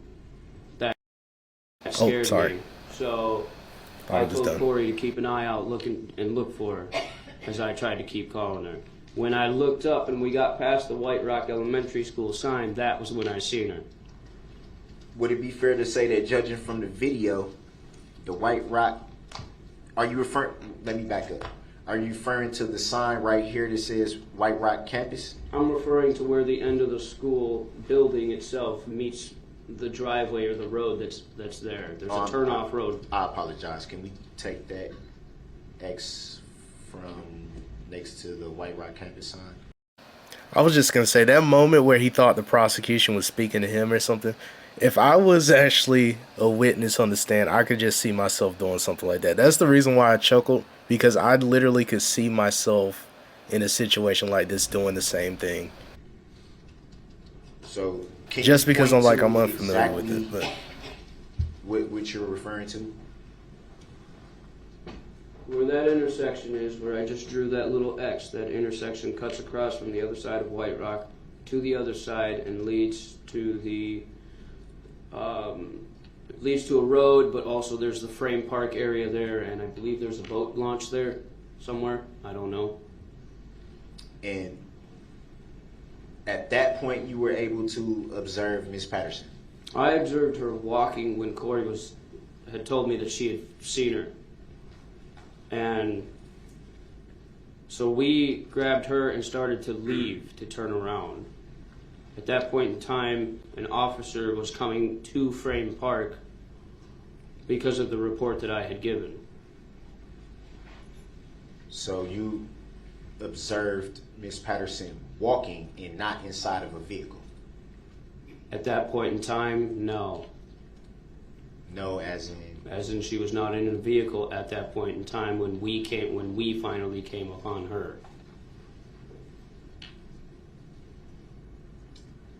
So when, if at any time did you observe Miss Patterson inside of a vehicle? When she was going back into his vehicle to get her things or whatever it was that she was trying to pull out of his car, her phone or something or whatever. Can we play the video from 418? Go ahead. Oh, I'm sorry. Can we clear the X? Continuing to Sorry play about from that. 418. It's at 421, but go ahead. How stupid is it that he's trying to make it seem as if it would be unusual for her to be outside of the vehicle that she's frantically trying to escape from? How is that weird? She's trying to escape it, so, I mean, Pause right here. Alright. Is it fair to say it stopped at 4 minutes and 38 seconds? Is it fair to say from the video that two people right there are crossing the road? Yes. And do you know the identity of those two people? That's me and Miss Corey. Would it be fair to say that at that time you observed Miss Patterson? That was when I first noticed the red Jeep, or red SUV, whatever you want to call it, across the street. We had zigzagged up White Rock, going from one side to another looking for Erica. When we ended up on this side, the red SUV was parked in front of the apartment buildings. There was a tree here, and Miss Erica came from the passenger side of the vehicle around the back. That's when I heard her yell something. That's when I went over. You made reference to Miss Patterson coming from around the vehicle? Coming from the passenger side, so I had assumed that she had just gotten out of the vehicle. Do you know that for sure? If I didn't see her earlier when I was on White Rock, or a vehicle earlier on White Rock, how could I know? I can see how he'd be frustrated by this. It's the dumbest questions I've ever. seen her come from around the vehicle. I am not actually sure if she was in the vehicle at that point in time. Thank you. I was just going by what she said over the phone. Okay. So my understood. assumption is that she was in a vehicle. All right, next. Okay, sorry to pause so much during his testimony, but it's just like the fact that it's like I can kind of understand where he's coming from with a lot of the reactions that he has to the stuff that Darrell says, because when we watch it, it's literally how we feel every time he asks these weird questions. It's like, what are you actually saying right now? You're trying to like phrase this in a way that makes it sound so bizarre when it's like what he's saying is what it is. There's no extra. I don't know. I don't even know how to put it in words, but I just feel where he's like, I actually get it. I get where he's coming from with a lot of this stuff. And I feel like it's how a lot of people want to react, but they're trying to remain calm. If it pleases Your Honor, do we have a better view of this point in particular? I don't know. Maybe on Exhibit 3 might be a better view of this. If you have a particular specific spot to direct the state to, then I will have them do that. But Can we view Exhibit 3? do you have a specific spot to direct the state to on Exhibit 3? I'm He not has no sure. idea. It's been, I don't know how long since we viewed that exhibit. I don't know how long it is. Ridiculous.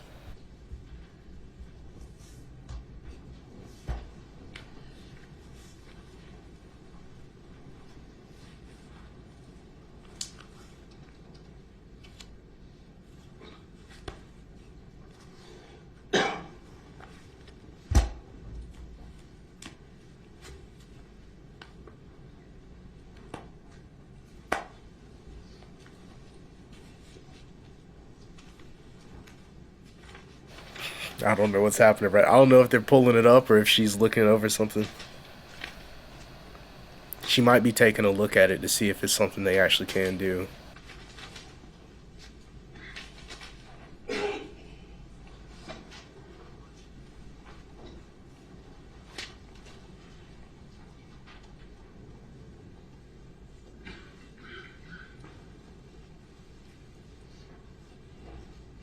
But this little confidence that Darrell is having right now is actually annoying me. Just reviewing my notes, if there's a specific spot that you recall, I might be able to direct the state to that. But you'll have to give me a little more information. Okay, so she is looking over something. But this little confidence that he's displaying. I was stating about the length of the video. I'm pretty sure I would know the exact spot. No, I you don't know wouldn't. how long that video is. It's towards the end of it. I know that for sure. But you know this is all coming from that the little performance he put on earlier when he was crying and everything. He feels like he has everyone in the palm of his hand right now. So he's still riding off of that high.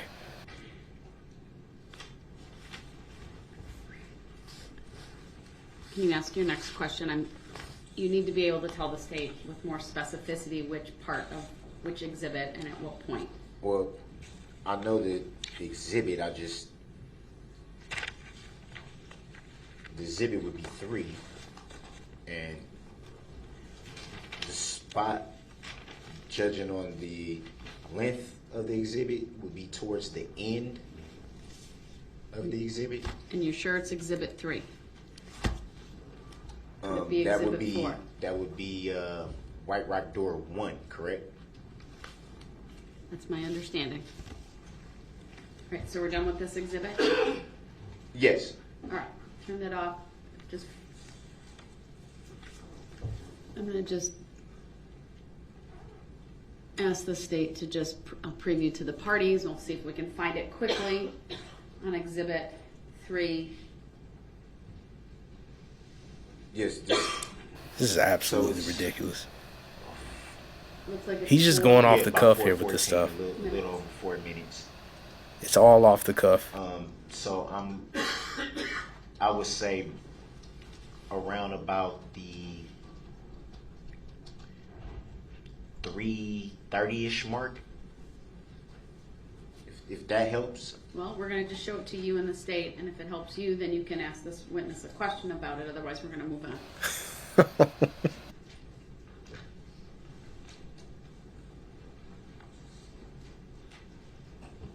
I would say take it back to about 3:15. This is the footage, though, you're looking Yes, for? this is the footage, yes.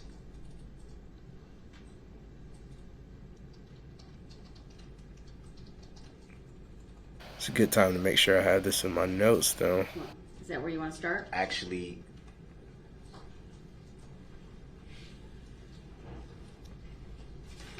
let's go 3 minutes, exactly. This is definitely the video. All right, this has previously been received. Why don't we watch it from this point forward and then ask your questions? But before it's played, Don't hit that yet. Sorry. Turn it wait off. for the jury. Or Go ahead, tell me what you want to do. That was a mistake on our part. It's just you in front of sure? you and the witness at the moment. yeah, that's fine right now. Well, I don't want to have to play it twice for the jury. So if you're Oh. going to question him, let's show it. It's already been admitted. So should it just publish Why now, don't or we just? publish it from this point, play it, and you can ask the witness questions regarding it, okay? Okay. All right, so it's at 3 minutes. You see all the confusion he's causing right now? Play about 1 minute and 14 seconds to get from this point to the end. So are we publishing or? Yes, we'll publish Oh. now. Jury, if you can let me know when it's on the monitors in the jury box. But all this just because he really doesn't know these exhibits. His freedom and his life hangs in the balance. He has no idea really what's going on or like what the exhibits have. Do you right now it's paused at 3 minutes. Does looking at this video right now bring any recollection of that day back to you? Yeah. And using the touchscreen, can you identify, if you see yourself in this video, can you identify where you are? I'm right here. And can you identify who the other person is that's shown on the exhibit? That's Miss Corey.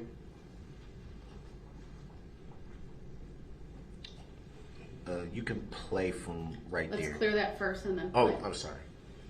Well, before we play,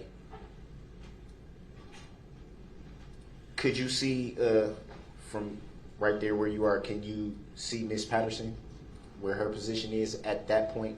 No. Can we play it from right there? Go ahead.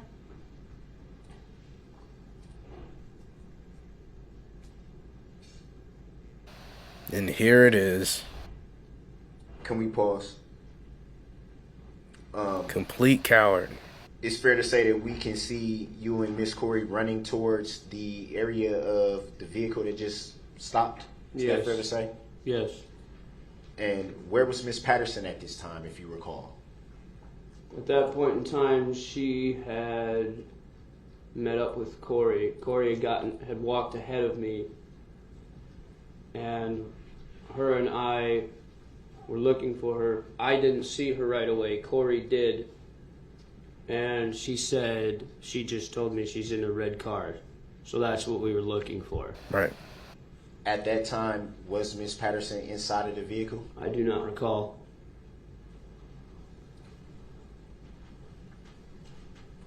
But what I do recall is the owner of the vehicle getting out of the vehicle, and that became my primary concern. So hold fast a little bit. I love the extra commentary. There's Darrell's fan again. I We just observed noticed him the back two, there. you and Miss Corey running towards the area of the vehicle. Why such the urgency? Miss Patterson is a mutual friend of ours. She said she was in trouble. I don't play around when people are in trouble. Can we play it from? It's paused at 3 minutes and 8 seconds. Can we play a little bit of it from there? Go ahead. Pause right there. I hate this part. Can you see Miss Patterson? It's paused at 3 minutes and 11 seconds. Do you see Miss Patterson in this video? Where's Yes. paused at right now? Yes. Is she inside the vehicle? No, she is not. Had you seen her before that? Corey had spotted her, not me, before that. She did. But it is fair to say that you're also in the area at I that am time, correct? not in this general frame, no. I'm Not actually outside not of the the frame. not the video, but you are present on the scene. Would that Oh, be fair to yes. say? Yes. Well, which is it do you want to do, Darrell? Do you want him to testify based on what he's seeing? He kind of played, he used one of Darrell's tactics against him. Well, you can't see it in the video. And what happened at this But point? man, I hate this part. At this point, there was a physical altercation between Mr. Brooks and Miss Corey and Miss Erica. I was more worried about Miss Patterson being hurt, so I went for her to get her out of the way. I stepped between them as best I Right. could, and I told Mr. Brooks he needs to leave. He needs to get out of here. Does not belong out here. Do you recall if there was a knife involved at that time? No, that is a miscommunication, and I will clarify that. The Monday... Hold on, there's not a question yet. Okay. He'll ask the questions. I appreciate that, but just answer the questions that are asked at this point. Go ahead. Did you at any point during this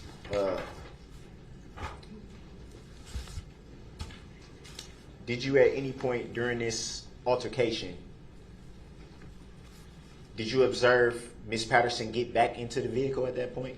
I observed her reaching into the vehicle for something. I don't know if she was grabbing a purse or something or whatnot, but she was grabbing something of her personal property out of the vehicle. Did you observe while her? this was going on? Did you observe her get into the vehicle? No. Can we play it from 3 minutes and 11 seconds, please? Go ahead.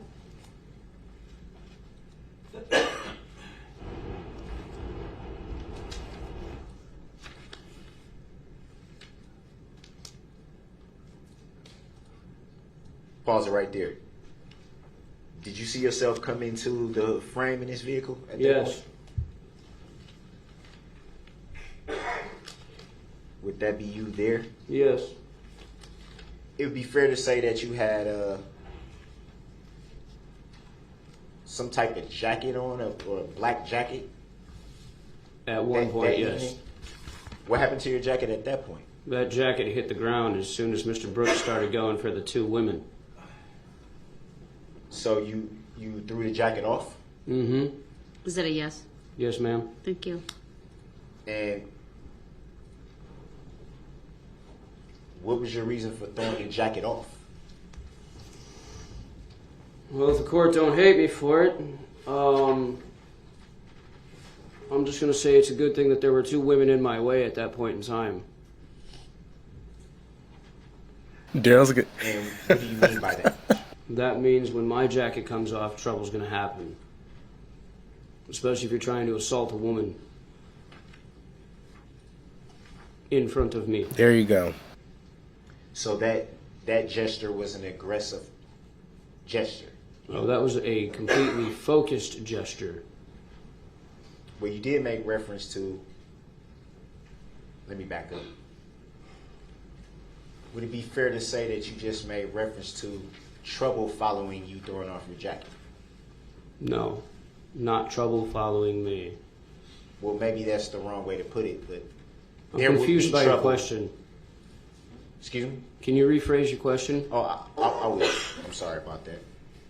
You made reference to... Okay, so now he's doing this. The reason why he feels so comfortable, like he's doing all of these, I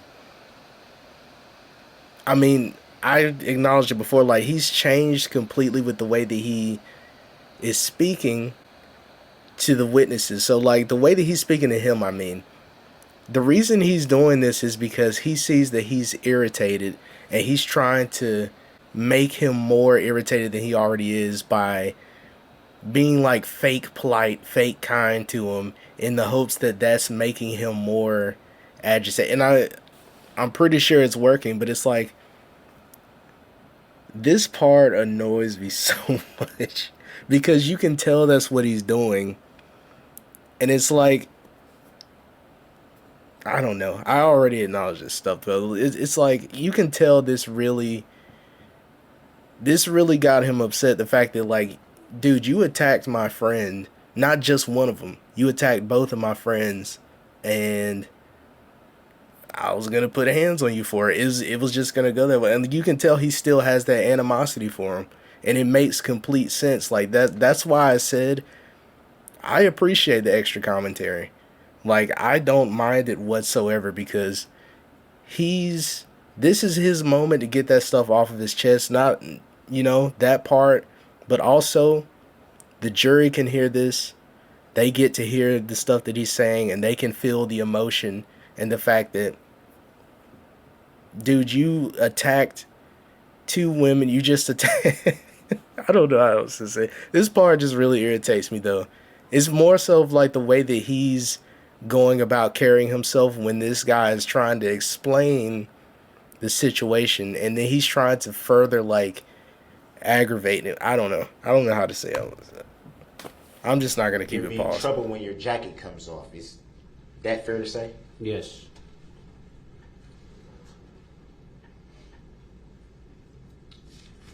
Would it be fair Antagonize, to say that's the word I was trying to think of. that would be, or that could be, perceived as an aggressive gesture?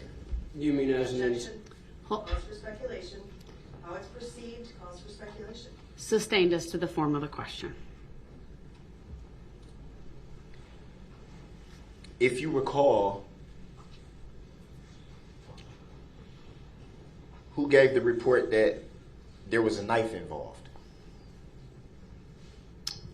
That was not put into a report. That was a miscommunication between me and an officer. I had been knifed earlier that week and had 12 stitches in one hand. I said, now I have a friend being assaulted and I need backup here. So when the police stopped and asked if there was a knife, I said, no, there was never any knife. I didn't have a knife, Miss Patterson, Miss Corey didn't have a knife, you didn't have a knife.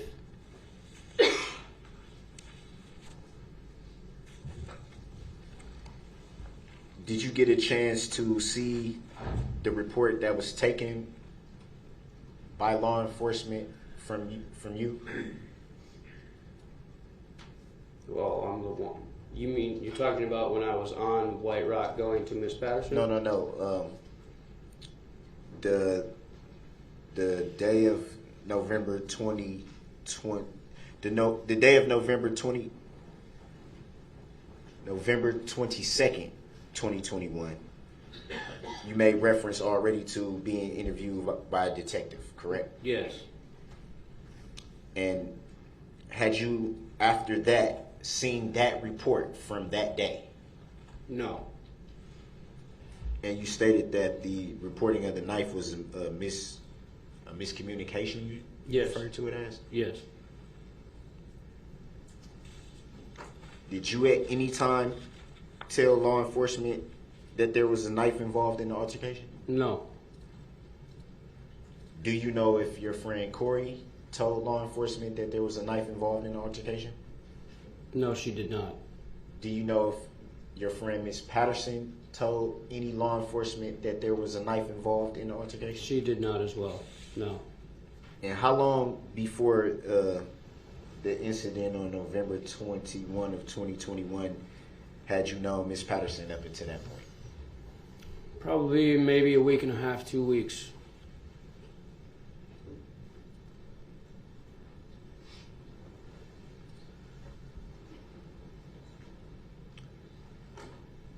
I want to back up to the phone call that you received from Miss Patterson. Okay. When she called you, did she give you a name of whoever may have been assaulting her? She didn't have to. She was meeting one person that day and I knew exactly who he was because she had showed me his picture and rap sheet prior. Her child's father, the father of their 15-year-old daughter, is who she was meeting up with that day. And I told her multiple times, it's not a good idea. I have a bad feeling about this.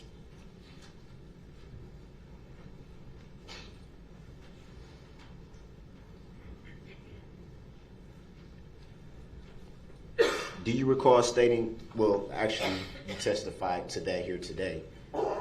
Do you recall stating that you walked past the red SUV that was parked? Yes. Would it be fair to say from the two exhibit videos that we watched today that you in fact did not walk past any SUV? I most definitely walked past an SUV that was red on White Rock Avenue. Whether or not it was your specific SUV, it was still a red SUV. Up until this point, knowing Miss Patterson, I didn't know anything about the father of her child. I didn't know anything about his background except for what she showed me over the phone. Anything about his vehicle description, why would she need to tell me that? Is it fair to say that the video doesn't show you walking past any red SUV? If the Is video, that fair to say? If the video proves that, then yes.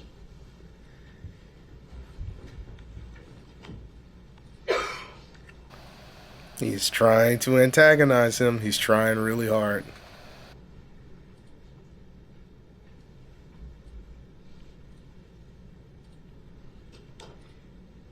In the report that you, well, in the report that was taken from you by a detective, do you yourself recall stating that the alleged defendant tried to punch and push you? The alleged defendant being you? Yes. Attempted to. Would it be fair to say from the video that it doesn't show you being pushed or No, it does not. It shows me pulling two women away from the situation. Any reason why you would state to detectives that the alleged defendant attempted to punch and push you? Probably because there were three different people's fists flying, and I was just trying to get the people that I cared about out of the way of danger. So if my statement to the detective is off a little bit after watching a bunch of people get run over, I can understand why. So you were at the parade that day? I was not at the parade that day. I was in the area So trying how to get back to my house. so how can you watch people being run over if you weren't at the parade that day? I wasn't attending the parade. I was in the area that the parade route was in. My street is the parade route. Did you see anyone injured that day? When During the parade? Yes, after I walked back through that area, You saw someone get injured? I saw a red SUV take off like a bat out of hell down Main Street Did and you go see? through a crowd of people. The question He was, literally did you just said it. see- He just said Did it. you see this take place? With my own freaking eyes. Yes. How many times do I have to say yes for you to understand it? YES spells yes. I'm sorry, Your Honor. I don't know how to. Are you moving to strike the last response? Yeah. The jury will. And I want to apologize too, because I'm getting really, really aggravated with this. Matter of fact, I might pause for a second and just come back here. Because, like, this is one of those instances where it's really... And I can see what you all are talking about. You guys warn me in the comment section literally every time. But it's like, this is so aggravated to hear the way that he's talking to this guy. He just told you the answer. He just told you what you did. And you're trying to weaponize the... Yeah, I'm just going to take a couple minutes, guys. I'll be back. Disregard the last response. I'm just going to remind both of you, please answer the questions that are asked. And follow-up needs to take place. Either Mr. Brooks or the state will ask. Is it fair to, well, in reference to the Exhibit 3 video that we just viewed? You're talking about the one by the elementary school. Yeah, the one Okay. the one that we just viewed, Just checking. which would be Exhibit 3. Is it fair to say from that vehicle, got me, Videos. I'm sorry, from that video, is it fair to Come say on, get to the that point. Get to the video point. that in fact there are not three people throwing punches? Would that be fair to say? There are three people throwing hands in that video. Erica, Corey, and Mr. Brooks. Not myself. If you watch the video, you will see three pairs of hands go up towards one another. Whether one is stepping in to pull someone away from another or not, hands are being brought up.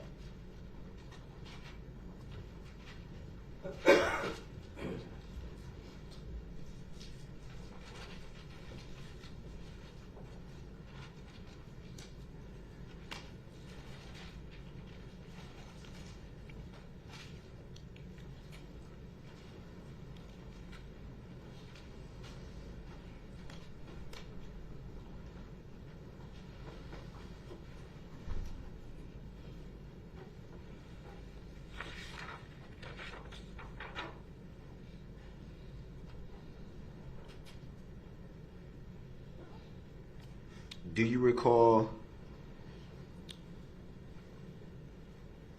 where you went after that altercation? You mean where me and the two girls went? Where me and Miss Patterson and Miss where- Corey went? Where you and We the two started. friends went? Yes. We started walking back. We turned to walk back the direction we had came, so taking White Rock to Main Street, and then cutting through the neighborhood there to get over to where the women's shelter was. That was where we were going at that point in time. However, things took a drastic turn when The red SUV that I have described multiple times went down the opposite direction of White Rock Avenue, across the railroad tracks and the intersection of Perkins and White Rock, and then turned back around and came back down. That is what you saw in the video here when the red vehicle pulled up on the school side of White Rock. After the altercation between Ms. Patterson, Mr. Brooks, Ms. Corey, and myself, the three of us, Ms. Patterson, Ms. Corey, we started to leave. I told Mr. Brooks, you need to get out of here. The police have been called. You need to leave. You need to leave now. You do not belong here. I did not expect. Can you strike everything that's not pertaining to the question that was asked? Actually, I'm just describing the entire event in its entirety. I understand. I'll strike the response as being non-responsive to the question. The jury is to disregard it. Re-ask your question again. It took me a second to catch on to this. So at first I thought that he was behaving this way because he's riding off of like the high of that little performance that he did. But now I see this is all just to like jab at this guy and to make him more upset. So all of these little facial expressions, he has his chin up in the air and he's doing like some weird smug facial expression like that. That's literally all just to get him upset. And I hope it doesn't like, I mean, it's easy for me to say I hope it doesn't, because look at what he went through, you know, like what he saw him do to Erica and Corey. And this is another reason why I hate the fact that he's able to actually do these cross exams like this, like that he's able to question everyone that was affected by what happened on that day. You know, even in this situation, how he affected this guy's life. And now he's able to sit here and smile in his face and basically just try to have one more time to get under his skin. So this sucks. And once again, I'm talking because I hate to see this stuff. I'm talking because I don't want to see it, but let's go ahead and get the clown show going. Do you recall where you and your two female friends went after the altercation? We started to head back in the direction of the women's shelter where they lived, where they were staying at the time. Do you recall at any point during your travels to the women's shelter, as you referred to it, do you recall at any time coming into contact with another law enforcement officer? Within that point in time, no. Except for the one that pulled out of Frame Park. Do you recall at any time being stopped by a law enforcement officer on your way back to the women's shelter? We were stopped partway down White Rock, and that was when I had told the officer, because he wouldn't get out of his SUV, I had let him know that they need to be on the lookout for a red SUV that took off back down White Rock towards Perkins Avenue, or street or road, whatever it is. The officer had asked me if there was someone with a knife, and that was when I held up my left hand, and I said no. I said I have 12 stitches from a knife injury on this hand, but this is what you need to be looking for, is this red SUV. And I'm guessing that's where the miscommunication of the knife came in, and I don't know where that officer went after that. And would it be fair to say that that was the second law enforcement officer that you had spoke with that day, at that time? Yes. You are referring to November 21st? Correct. Okay. During that interaction with the second law enforcement officer, do you yourself recall stating that a black guy just assaulted my friend? No.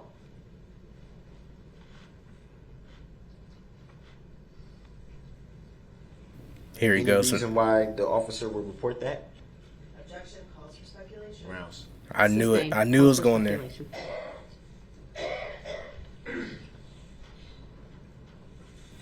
He loves to ask why other people did something. It's like, how could they tell you why another person would do something? In the cross exam, he's trying to find something else to aggravate him.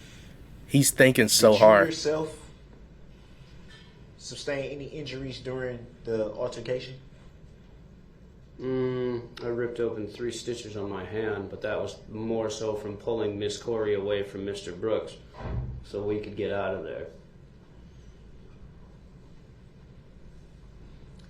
Did you report to any law enforcement? Well, I guess that would refer to the second law enforcement officer that you spoke with. Did you report that to that officer? No. Because at the time I didn't notice it. I didn't notice my hand was ripped open again until I got home. So it would be fair to say that you don't know how those stitches opened up. Would that be fair to say? No, I'm pretty sure I I know knew how it. they opened. My stitches got caught on the zipper on Corey's backpack. That's how the stitches were ripped out of my hand when I was trying to pull her away from Mr. Brooks and intervene between her, Mr. Brooks, and Miss Patterson. Here it is. He sees a new A angle. little bit about stitches. Would it be fair to say that a wound that was stitched being reopened would cause a little bit of pain? Would that be fair to say? Objection. Relevance. Rounds. Sustained relevance.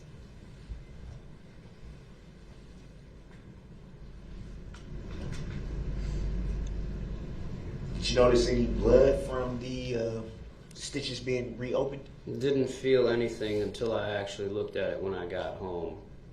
12 stitches coming across my thumb in kind of like a fish hook type pattern. It was the 2 over here that ripped open and the 1 up here. Or actually I take that back, the 1 up here. So just for the record, he's holding his left hand. He had his thumb out, extended almost like an L, but with the other fingers almost like a C, and he was pointing to his left thumb near, I would say, the middle of the thumb, and then the curve of the thumb where on the inside where it goes up toward the index finger. Sorry, I have to make a record of all Oh, that. that's just fine. I knew that was coming. It's to the point now where whenever somebody does like a gesture on the stand, I kind of look forward to the moment where Judge Darrell's going to start describing what it is they're doing, because she does it so perfectly. I don't know why. I just wanted to pause and say that. Every time she describes what someone's doing, it's like an art form in and of itself. Like, I don't even know how she's able to just do that. It would take me at least a couple minutes to like do that. But So was it 2 stitches that opened or 3? Objection. Relevance. Grounds. Overruled. He may answer, but then move on. It was 3.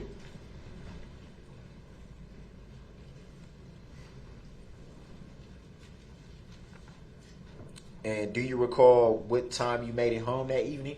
Absolutely not. Was it immediately after the altercation or sometime after? Or No, I took the girls back to the shelter, and then I started running back towards Main Street to try and see if I could avoid the parade traffic. And that's when I saw the red SUV go down Main Street. hope everyone's doing good, by the way. I feel like in the midst of this craziness that's happening right now, like in this video, I should tell you all that, because I'm not sure if I've said it yet in the video. But hope everybody's doing good. Hope you're staying safe as usual. Or as always, I hope you're all staying safe. And do you recall speaking with your women friends after you had made it home that evening? Yes. Did at any time you indicate to them that you... Objection. Hearsay. Hold on, let him finish the question. He was asking what he indicated to the them. question. I thought that's what I said. You can ask your question. That's what I thought you were saying too. I think we all know it's Did gonna you be yourself dumb. So at any time indicate to your female friends that you had sustained an injury during the altercation? No. Objection. Relevance. Is it Overruled. His answer may stand. Dude, in the cross exam, literally all this is out of spite right now. There's nothing left to ask this guy. There was never anything to ask him to begin with. But In the time that you had known Miss Patterson up until that day of November 21st of 2021, had you yourself ever heard Miss Patterson refer to the alleged defendant by a different name? Objection relevance. Grounds. Overruled. The witness may answer if he knows. No. You mean like an alias or something?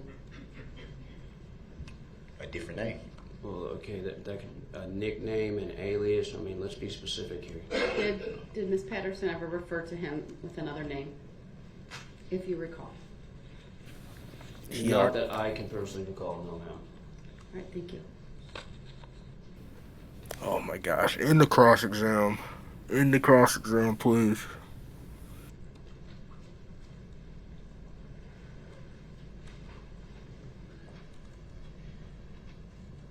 It's like I'm thinking of that what could that really I guess that can work within like his whole I'm not Darrell Brooks Do you thing. recall if, to your knowledge, was your friend Miss Corey, as you referred to her, do you recall her stating that she was injured during the altercation? She did tell me that she I believe she like hurt her finger or her fingernail or something like that, but I don't think it was relevant to the incident that had happened. What do you mean by you don't think it was relevant to the incident that happened? Objection as to relevance. Sustained is to the form of the question.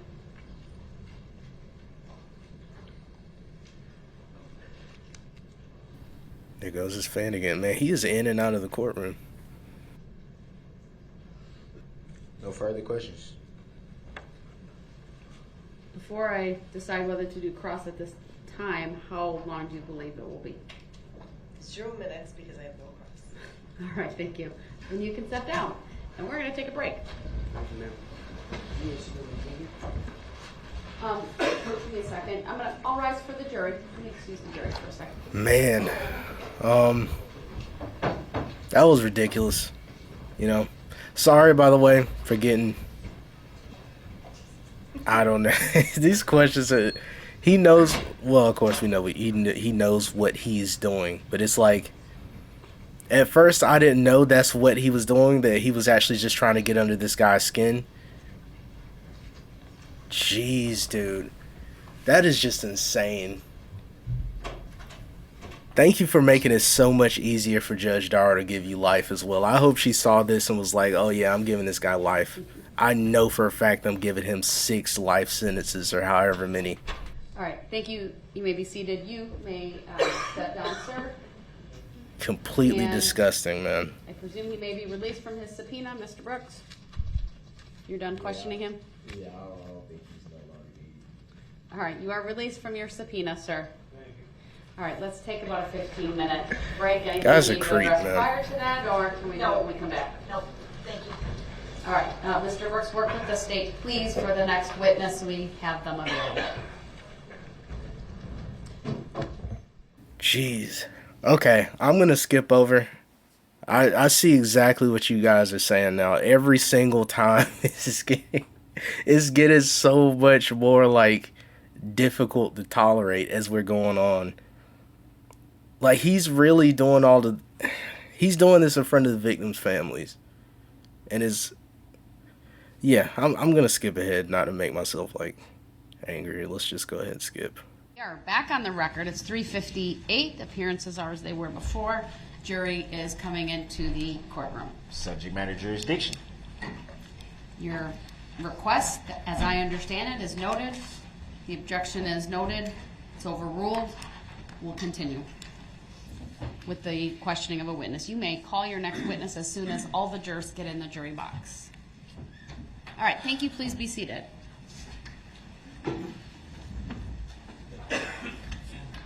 Go ahead, sir. You may call your next witness.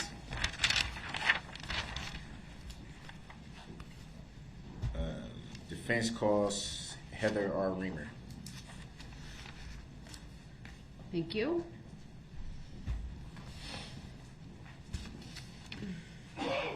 These are his own witnesses, and he's calling them as if he's like disgusted at the fact that he has to do it. Pure clown. But I don't know. Maybe this is another person that's well, it can't be another person that was there, like during that altercation and stuff he had. But maybe it's just somebody he had problems with. Everyone, I feel like everybody that comes here he had problems with. Who could Darrell possibly not have any issues with? It's just tough to think of any like off the top of my Ma'am, head. if you would please make your way to the witness stand. When you get there, please remain standing. Raise your right hand. It is up a riser. Get my notes together. Mindful of that. And then my clerk, Teresa, is ready. Do you solemnly swear that the testimony you're about to give shall be the truth, the whole truth, and nothing but the truth, so help you God? Thank you, ma'am. Please have a seat. The first thing I will ask you to do is to state your first and last names for the record and then spell each. Heather Reamer, Heather Riemer. Thank you. Go ahead, sir, your witness.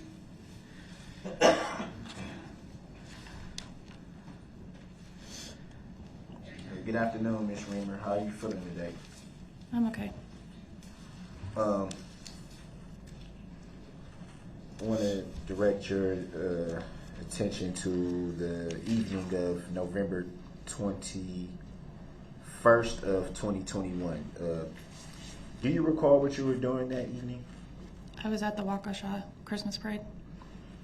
And do you recall who you were with at the parade? I was with my husband and 3 friends and one of their children.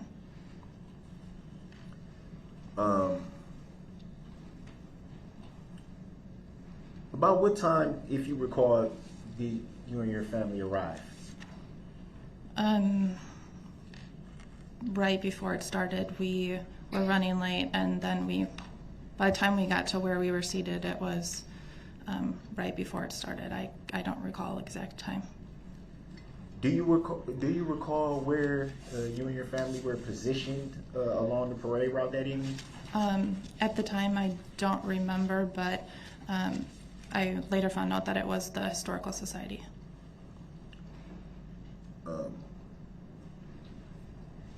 What do you recall weather-wise that evening? Was it a pretty chilly evening? Yes. If you recall? Yes. Pretty windy? Yes.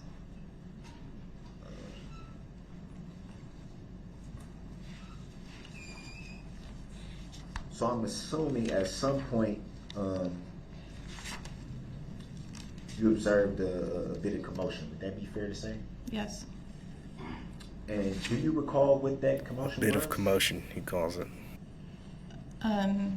Everyone running around was the biggest commotion. At that point, did the area you were positioned in get pretty loud, chaotic? Yeah, screaming gets loud. In the cross exam, whenever he gets stuck like that, I'm just going to say, just to end it. Do you remember what you and your family were doing directly prior to the parade that evening? I don't recall.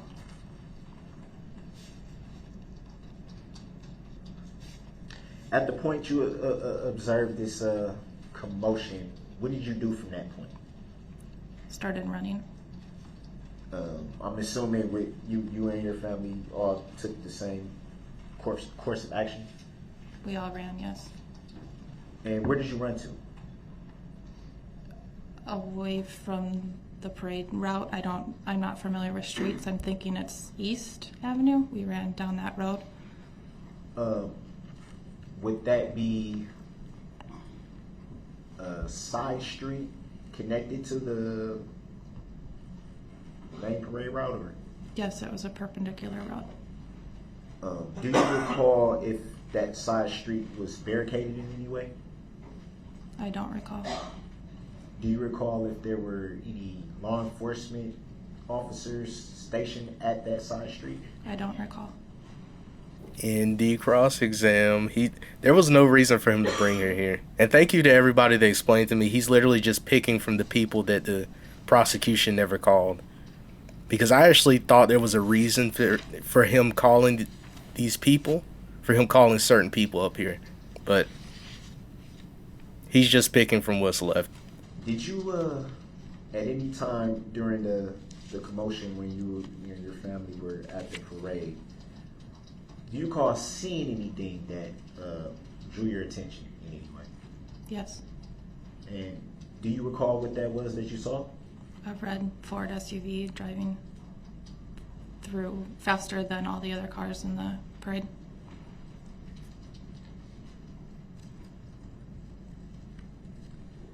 And what did you observe this vehicle doing at the time that it caught your attention? It was honking.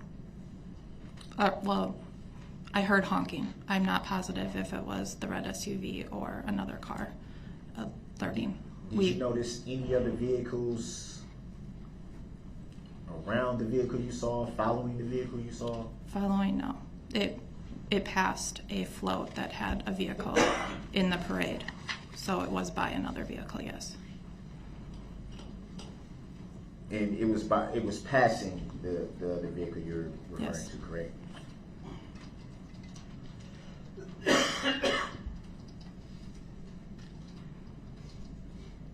And you stated a reference to honking.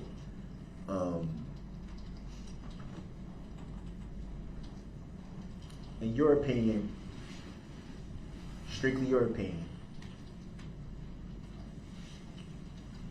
why would a vehicle honk its horn?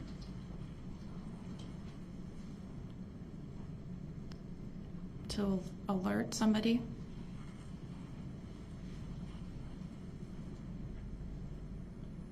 You know he loves to hear that. Do you recall I'm assuming at some point the vehicle passed the position where you were. Would that be fair to say? Yes. At any time during the vehicle's passing you, did you see who was driving the vehicle? No. Did you notice if they were intents to the vehicle as far as windows? Ma'am, can you speak up a bit? Oh, I don't recall. Thank you.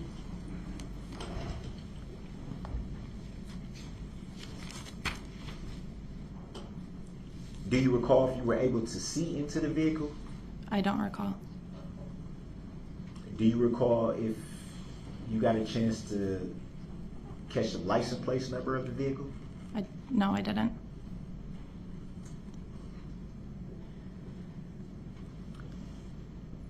And from your recollection, when the vehicle passed you, were the windows up or down? I don't recall.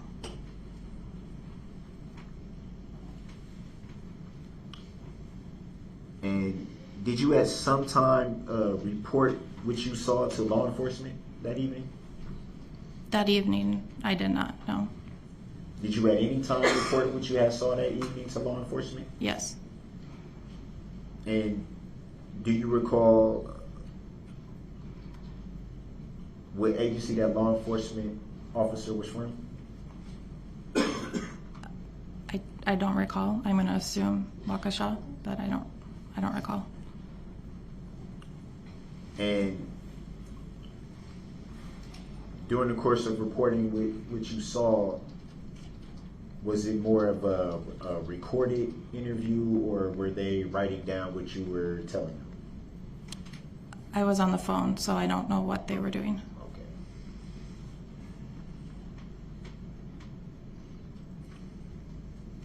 Do you recall if that was in the days following the incident or a little longer after that? It was after the incident. I don't know how long after. Upon arriving at the parade that evening with your family, did you notice any of the side streets barricaded in any way? Any of them?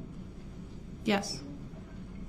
Do you recall if there were law enforcement officers at those barricaded side streets? I don't recall.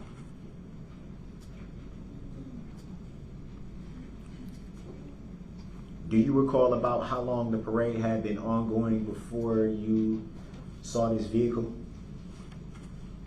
I don't recall. And from What's the point of that question? that point, did you and your family immediately leave the parade and head home, or We left, we didn't head home.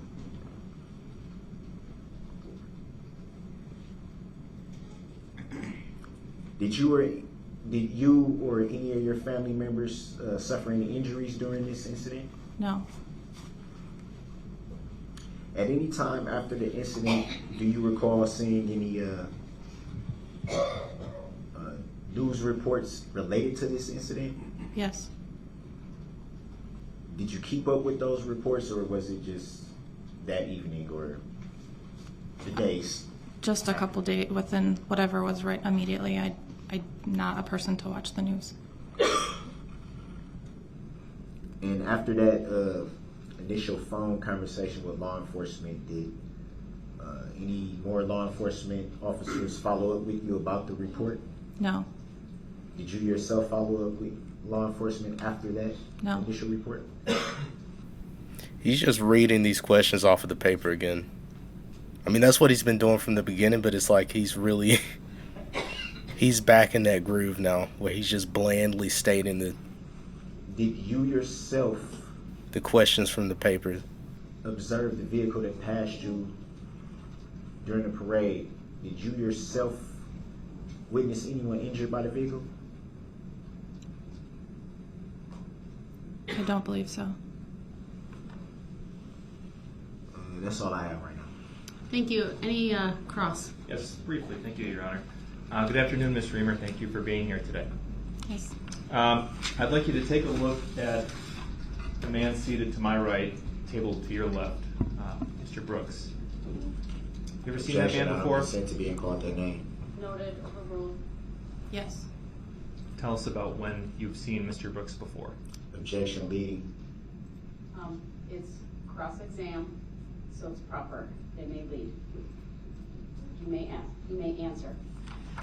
As we were driving to the parade, we were coming to a stoplight and we saw the red SUV coming down the wrong way on the road, and I slowed down because the car in front of me started to back up to let him through. This What? took place outside of a gas station, is that correct? Yes. Your Honor, I'd ask that we display for everybody exhibit number 7. It's previously been received and published. The way all of these things tie together, Objection to relevancy.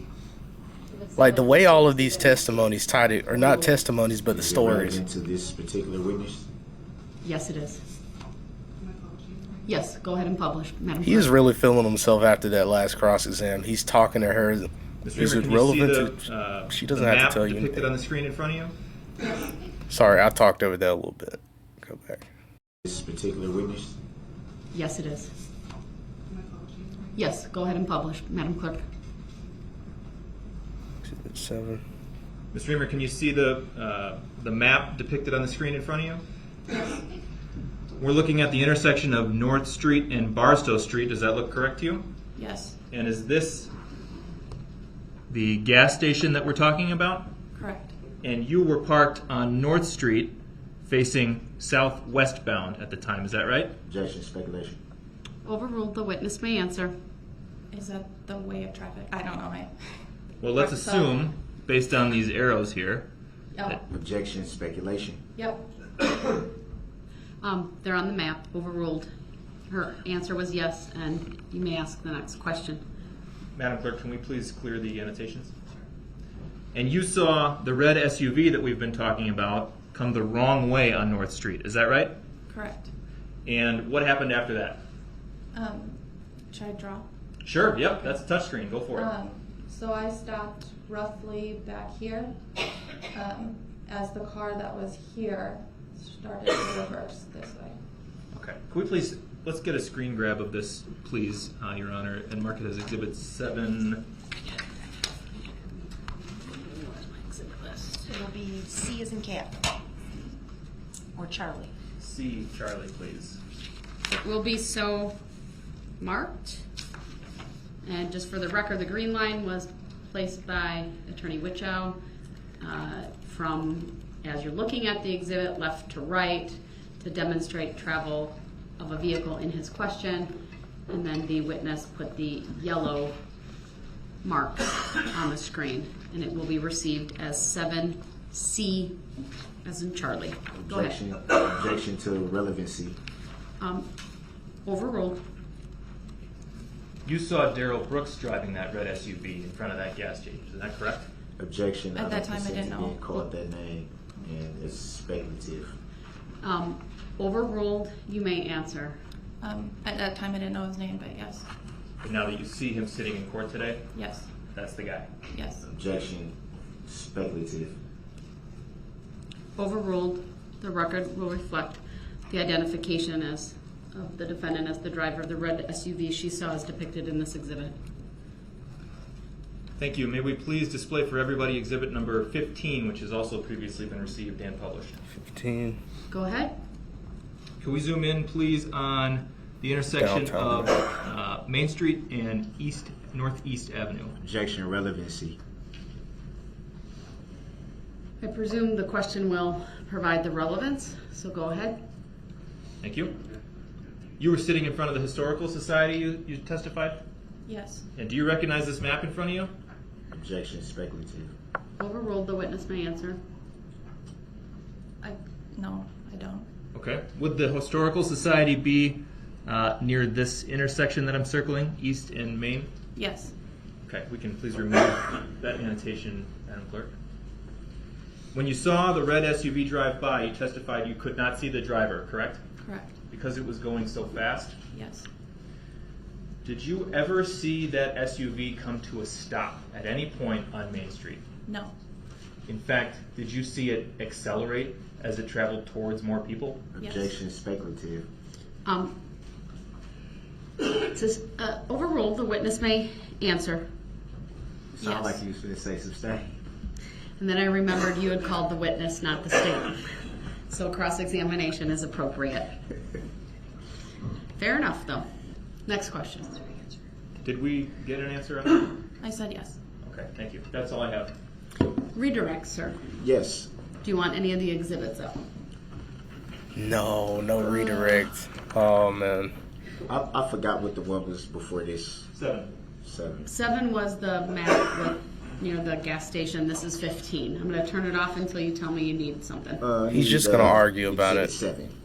All right. The state would You saw the news there pick that or up something and we'll weird. publish it. for You the didn't know my name as well. before then. How can you say it to me? Because apparently seeing him, you can only remember the person if you knew their name at that time, And not their face. when shown this exhibit on cross, you stated you were approximately around. As a matter of fact, that wouldn't be fair. Can you erase that that mark, please? It's Were you- clear.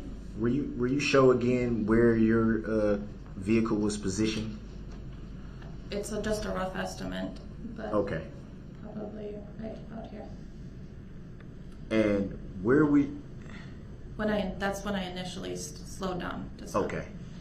And you stated there was another car that did a backing up motion. Can you show again where that vehicle was positioned? If they were at the light going this way, backing up.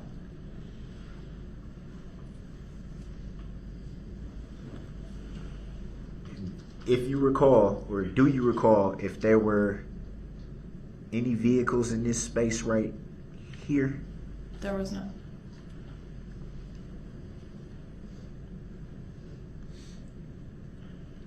Rough estimate, About how far would you estimate the distance is between your vehicle and the vehicle that was at the light? Rough estimate. I never came to a complete stop back there. It's when I started to slow down. So you were still kind of rolling forward a little bit? Yes. Because they backed up and then moved forward, and so then I moved forward. So you didn't come to a stop until you noticed that vehicle backing up? No. I didn't come to a complete stop until we were back up at the light. I feel like he was really banking. I started to slow down at that point. So where did you end up? I'm sorry, can you erase the white circle? I can erase all of it or none of it. The white circle. Only, I think it's just all or nothing. Oh, all. I'm sorry. So let's start this again. Where did you finally come to a complete It's stop ridiculous. at, if you recall? And at that time, well, back up a little bit before I get to that. You observed an SUV, you say, at some point before you came to a complete stop? Yes. And what did you see that vehicle do? Drive this way. What did you see it do after you noticed that it was coming in that direction? Turn in here.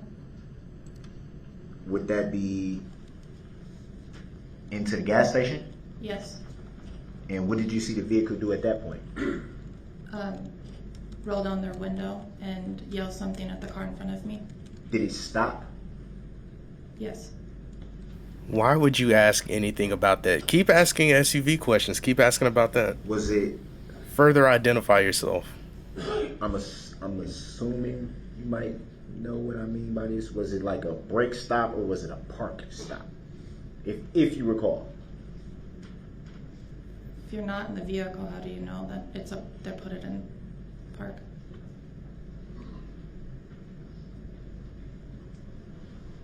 Well, brake stop would be brake lights, but okay. Objection, move to strike. Grant that, strike the last statement made by the defendant, but you may ask your next question. And how long were you at the light? Just a very short time. It turned green pretty quickly. And in that short time, you were able to see who was driving the vehicle, the SUV, as you say, that went into the gas station. Yes. Good job, Darrell. Is that the same SUV you saw at the parade that evening? Yes. There you go. The same vehicle that you said you don't recall if it was tinted or not? Yes. Keep asking more questions. So at the point of seeing this vehicle at the gas station, at that point, did you notice any tints? I don't recall. Did you notice if there was anyone else in the vehicle at that time? I only saw one person. Could you see into the back of the vehicle? I don't recall. Can you see the passenger seat of the vehicle? Yes. Was anybody in the passenger seat? No. But you don't know for sure about the back seat. No, I couldn't see it.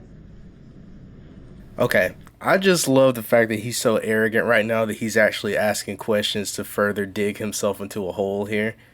The fact that he's just loving the fact that, like, he gets to play attorney right now. Like, I know I said, like, he was really just trying to get under that guy's skin, but now he's riding off of that high, the fact that he got under that guy's skin, and then also the performance he put on. So now he's just asking whatever questions. Like, these questions, I don't know why he would talk about the SUV in any way.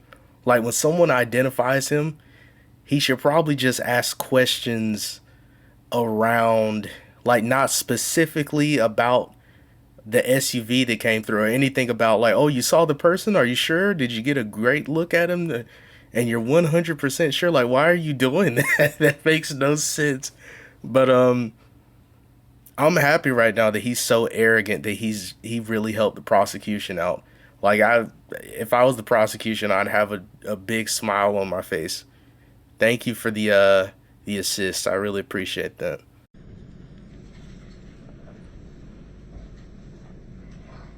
Ridiculous. In the cross exam here. Can we take down this Exhibit 7? Identify yourself and then in the cross exam. Can you pull up Exhibit 15? Can we pull that back up? The state would please pull that up. We'll publish that for everyone. Okay, thank you. No problem. Go ahead. And you stated that you were in front of the Historical Society. Correct. And if I recall, you can correct me if I'm wrong, that would be somewhere around this area here. Yes. So Can was we, that a yes? Yes. Okay, thank Can you. we erase that white?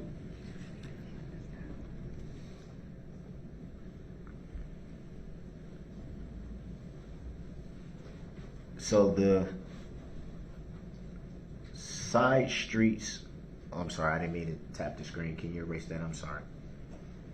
The side streets would be Buckley Street and Northeast Avenue. Would that be fair to say by looking at the map? Yes, that's what the map shows. And you said you don't recall if those side streets were barricaded. I wasn't at the intersection. The You were- Historical Society is at that intersection, but I was in front of the Historical Society. So would it be fair to say you were close to the side street? I was close, but not at it, so I don't know if there was barricades there. I wasn't close enough to be by barricades. So you stated you ran away from the commotion, so it would be fair to say at some point you moved from your position in front of the Historical Society, correct? Correct. And do you recall what side street you went down to when you were running?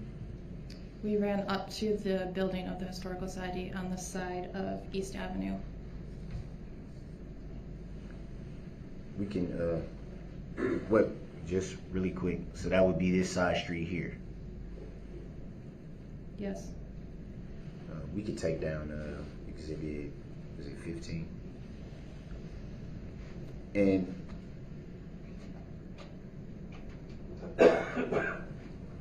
you stated that you knew the identification of the driver of this SUV based on what you observed at the gas station, correct?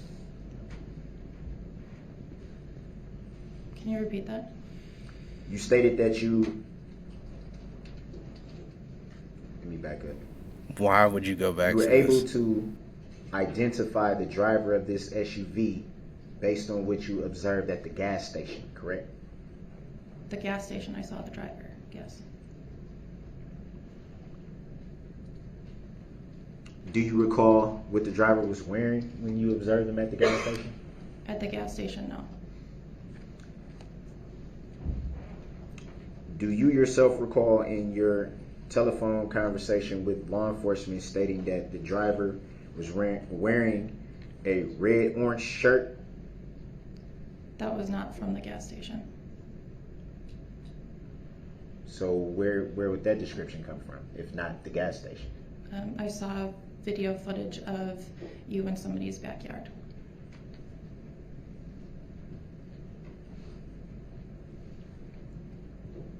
So what did you observe the driver of the vehicle wearing at the gas station? I don't recall.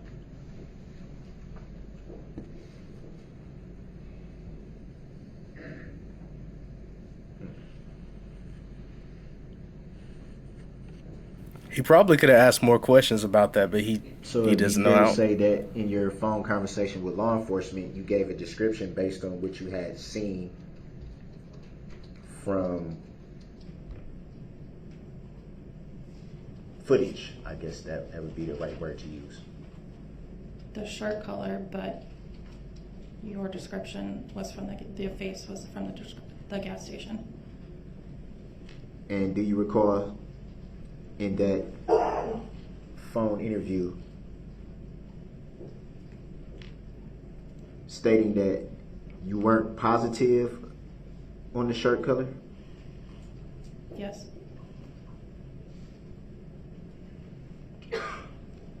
Do you recall in that phone interview stating that since seeing the news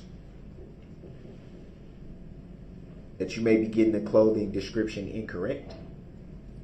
I remember saying that I've seen the news. I don't remember saying that that is why I'm getting it. It wasn't the same as when you were driving. So would it be fair to say that your description came from watching footage at some point and from news reports at some point? Not news reports. But you did see this incident reported on the news? Yes. So I'm curious if that's something that like hurts the like overall credibility of the testimony. I mean, then again, I'm not sure if that's something that you can do, but the fact that she said that she got a part of his description of like his clothing from like a video that she saw. But then again, she already told the officers that she might be wrong about that. So I don't know. Maybe it's all fair, but at the same time, I wonder if that somehow hurts her testimony in some way. The fact that she said like she got it from a video. But when I think, yeah, I'm not sure. I mean, let me know what you all think.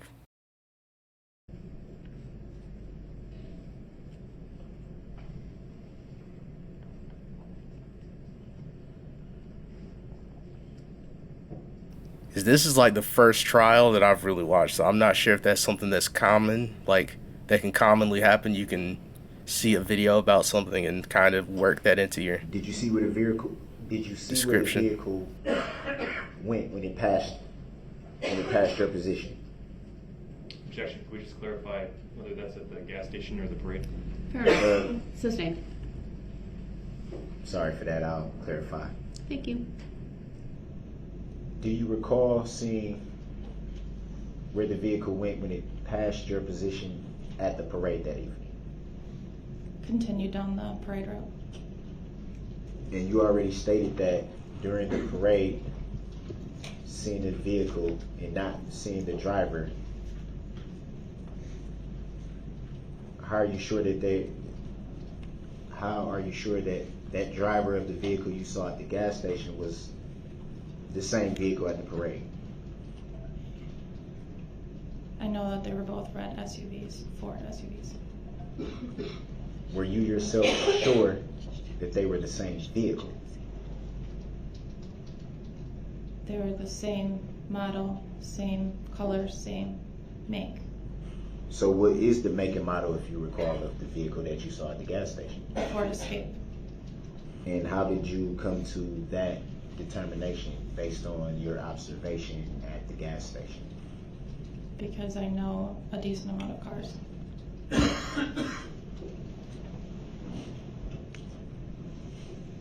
What do you mean by decent? I mean, I don't know all makes, but I know this one for sure because I had a friend that had the same exact make and model, just different color.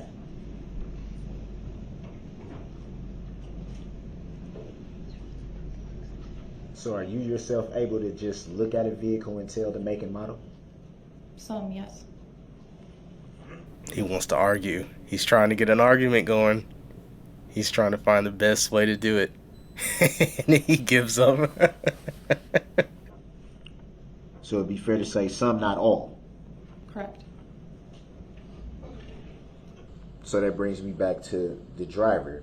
You stated you didn't see the driver of the vehicle you saw at the parade. How do you know there was the same driver? Objection. The state's the evidence. She never testified that she knows it's the same driver. Sustained. I'm asking how did Rephrase your question, please. do you know if it was the same driver? No. No further questions? Thank you. Thank you. Jeez. You may step down. And you are excused from your subpoena. It is 4:34, so we will end for the All right. day. And I will read my instructions to you. Thank you. Be seated. I know, Mr. Brooks, I think you wanted to make a more full record just regarding the timing of that last witness. I'm not going to put all of the details on the record. We made a record in closed session just due to a privacy issue related to that witness. And I required you essentially to call that witness out of the preferred order that you had given her availability. I believe you wanted to put on the record the information you initially had from Attorney Opper was general about her unavailability on Friday, which was the day, as I understand, that you preferred to call her, and more information was provided today. I don't want to get into the specifics, but would that be a fair characterization of kind of the discussion we had outside the presence of the public? Yeah, that's fair. Anything you want to add to that? Nah, just it pretty much sums it up. Okay, good. So I felt that it would be, thinking about it as everything was happening so fast, I was just like, yeah, it probably would be best to, take the procedure that she's having into account, because it could be. I don't want to go into that while we're still in the public record. Right. All right, due to her privacy rights. But I appreciate your understanding with that and calling her. I did require you to call her out of order, but I appreciate your understanding and of that.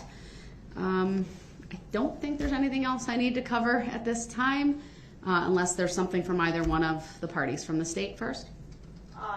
No, but we would like some further direction from the defendant as to who he wants here tomorrow morning and tomorrow afternoon, if he wants us just to continue that list that he originally provided, or if there's an update. And we can do that off the record, Your Honor. I don't know that we need you involved, but.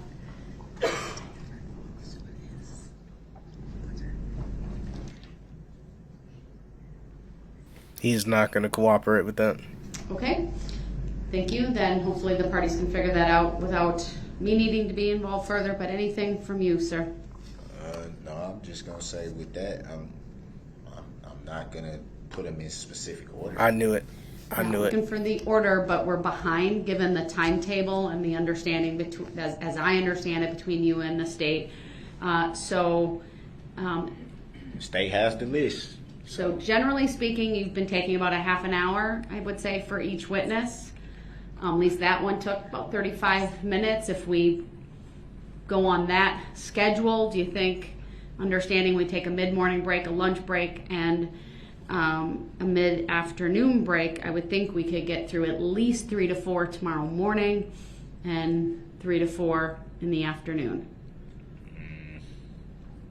He just wants to delay this so bad. He's not going to give this list. Available for that and be ready for that, whatever order. But all the parties. Yes, both you and the state. So at this point, there's no telling what witnesses will be here tomorrow, right? Well, based on the groupings that you gave to the state, it sounds like we got through only one from each kind of category. So we'll go back to the first would have been Thursday morning. You need to call the rest of Thursday morning. Was there 2 left of that? Yes, correct. So let's do Thursday morning and Thursday afternoon. The people you designated, I'm going to direct the state to have here tomorrow morning. That's 4 witnesses, whatever order of those 4. 5. It's 5, but yes, It's 5? We'll have them here based on your original list. And then, how many does that leave? Because that's what I'm trying to doing figure out. good with math this 4. late in the day. 4, so 4 in the afternoon then. So our hope is to get through all your witnesses. I can say this tomorrow for the record. One witness I intend to call tomorrow is not going to be 35 minutes. Fair enough. Do you plan to call that person in the morning or the afternoon? I'm leaning towards the afternoon. that could change depending on the flow of the morning, I would guess. If the What? morning goes pretty. Can you tell me which list they were Makes on no when sense. you gave it to the state? Was it Thursday afternoon, Friday morning, or Friday afternoon?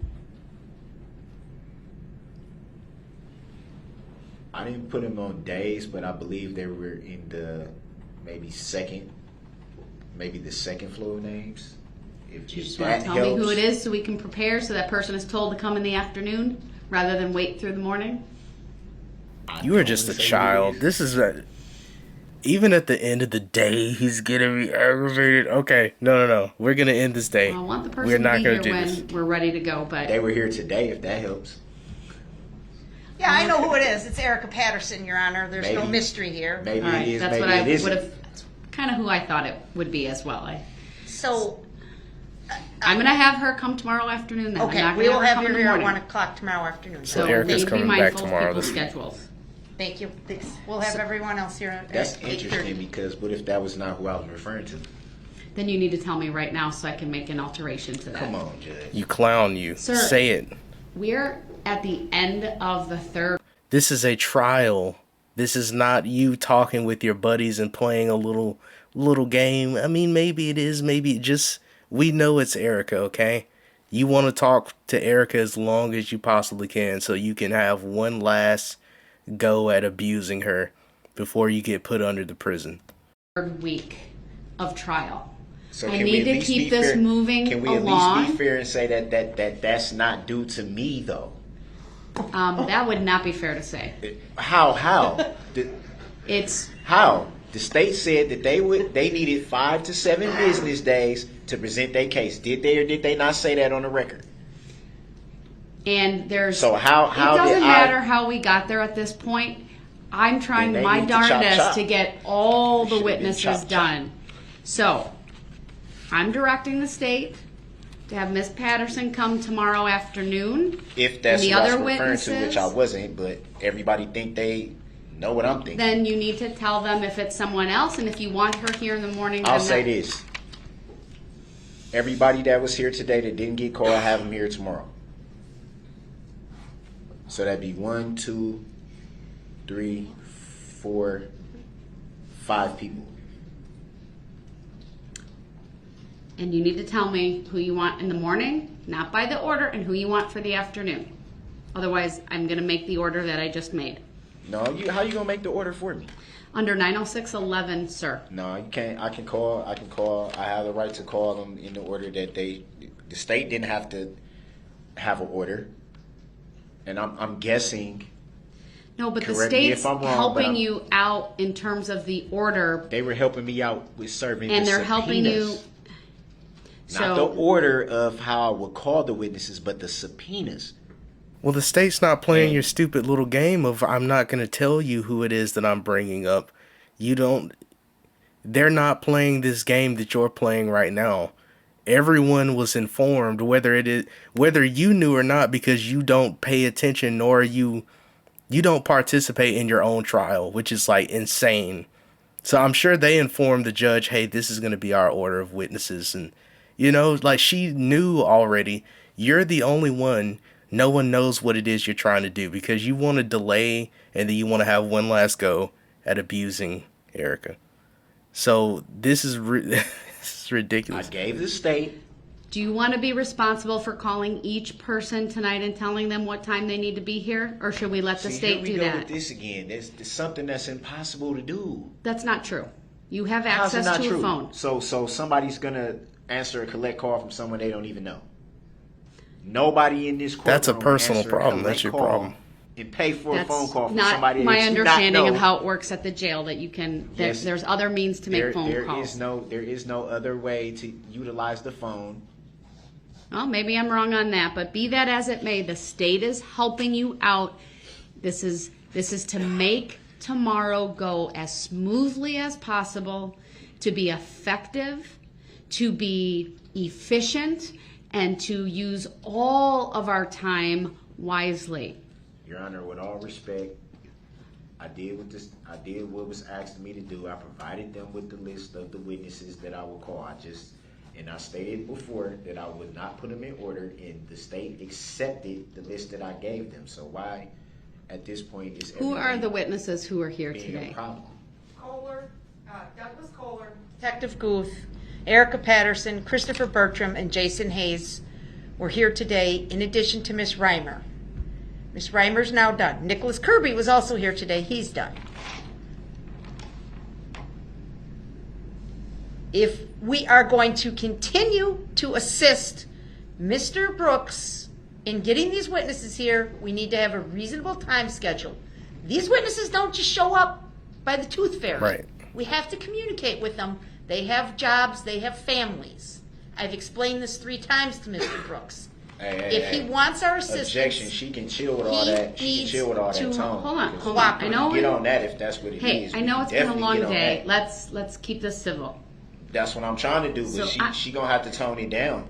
You don't understand I how think real we- life I think works. You need both a wake up The call. parties are getting a little For real. frustrated. I'm getting She can frustrated. continue. So, I'm don't Kohler, know who they be Guth, denying. Hayes, Patterson. I missed a 5th. Bertram. Guth is a police officer, right? Yes. I know who Eric Patterson is. How about Kohler, Hayes, and Bertram? Are those citizens? They're citizens that relate to the parade, I believe, and post-parade. Not the DV.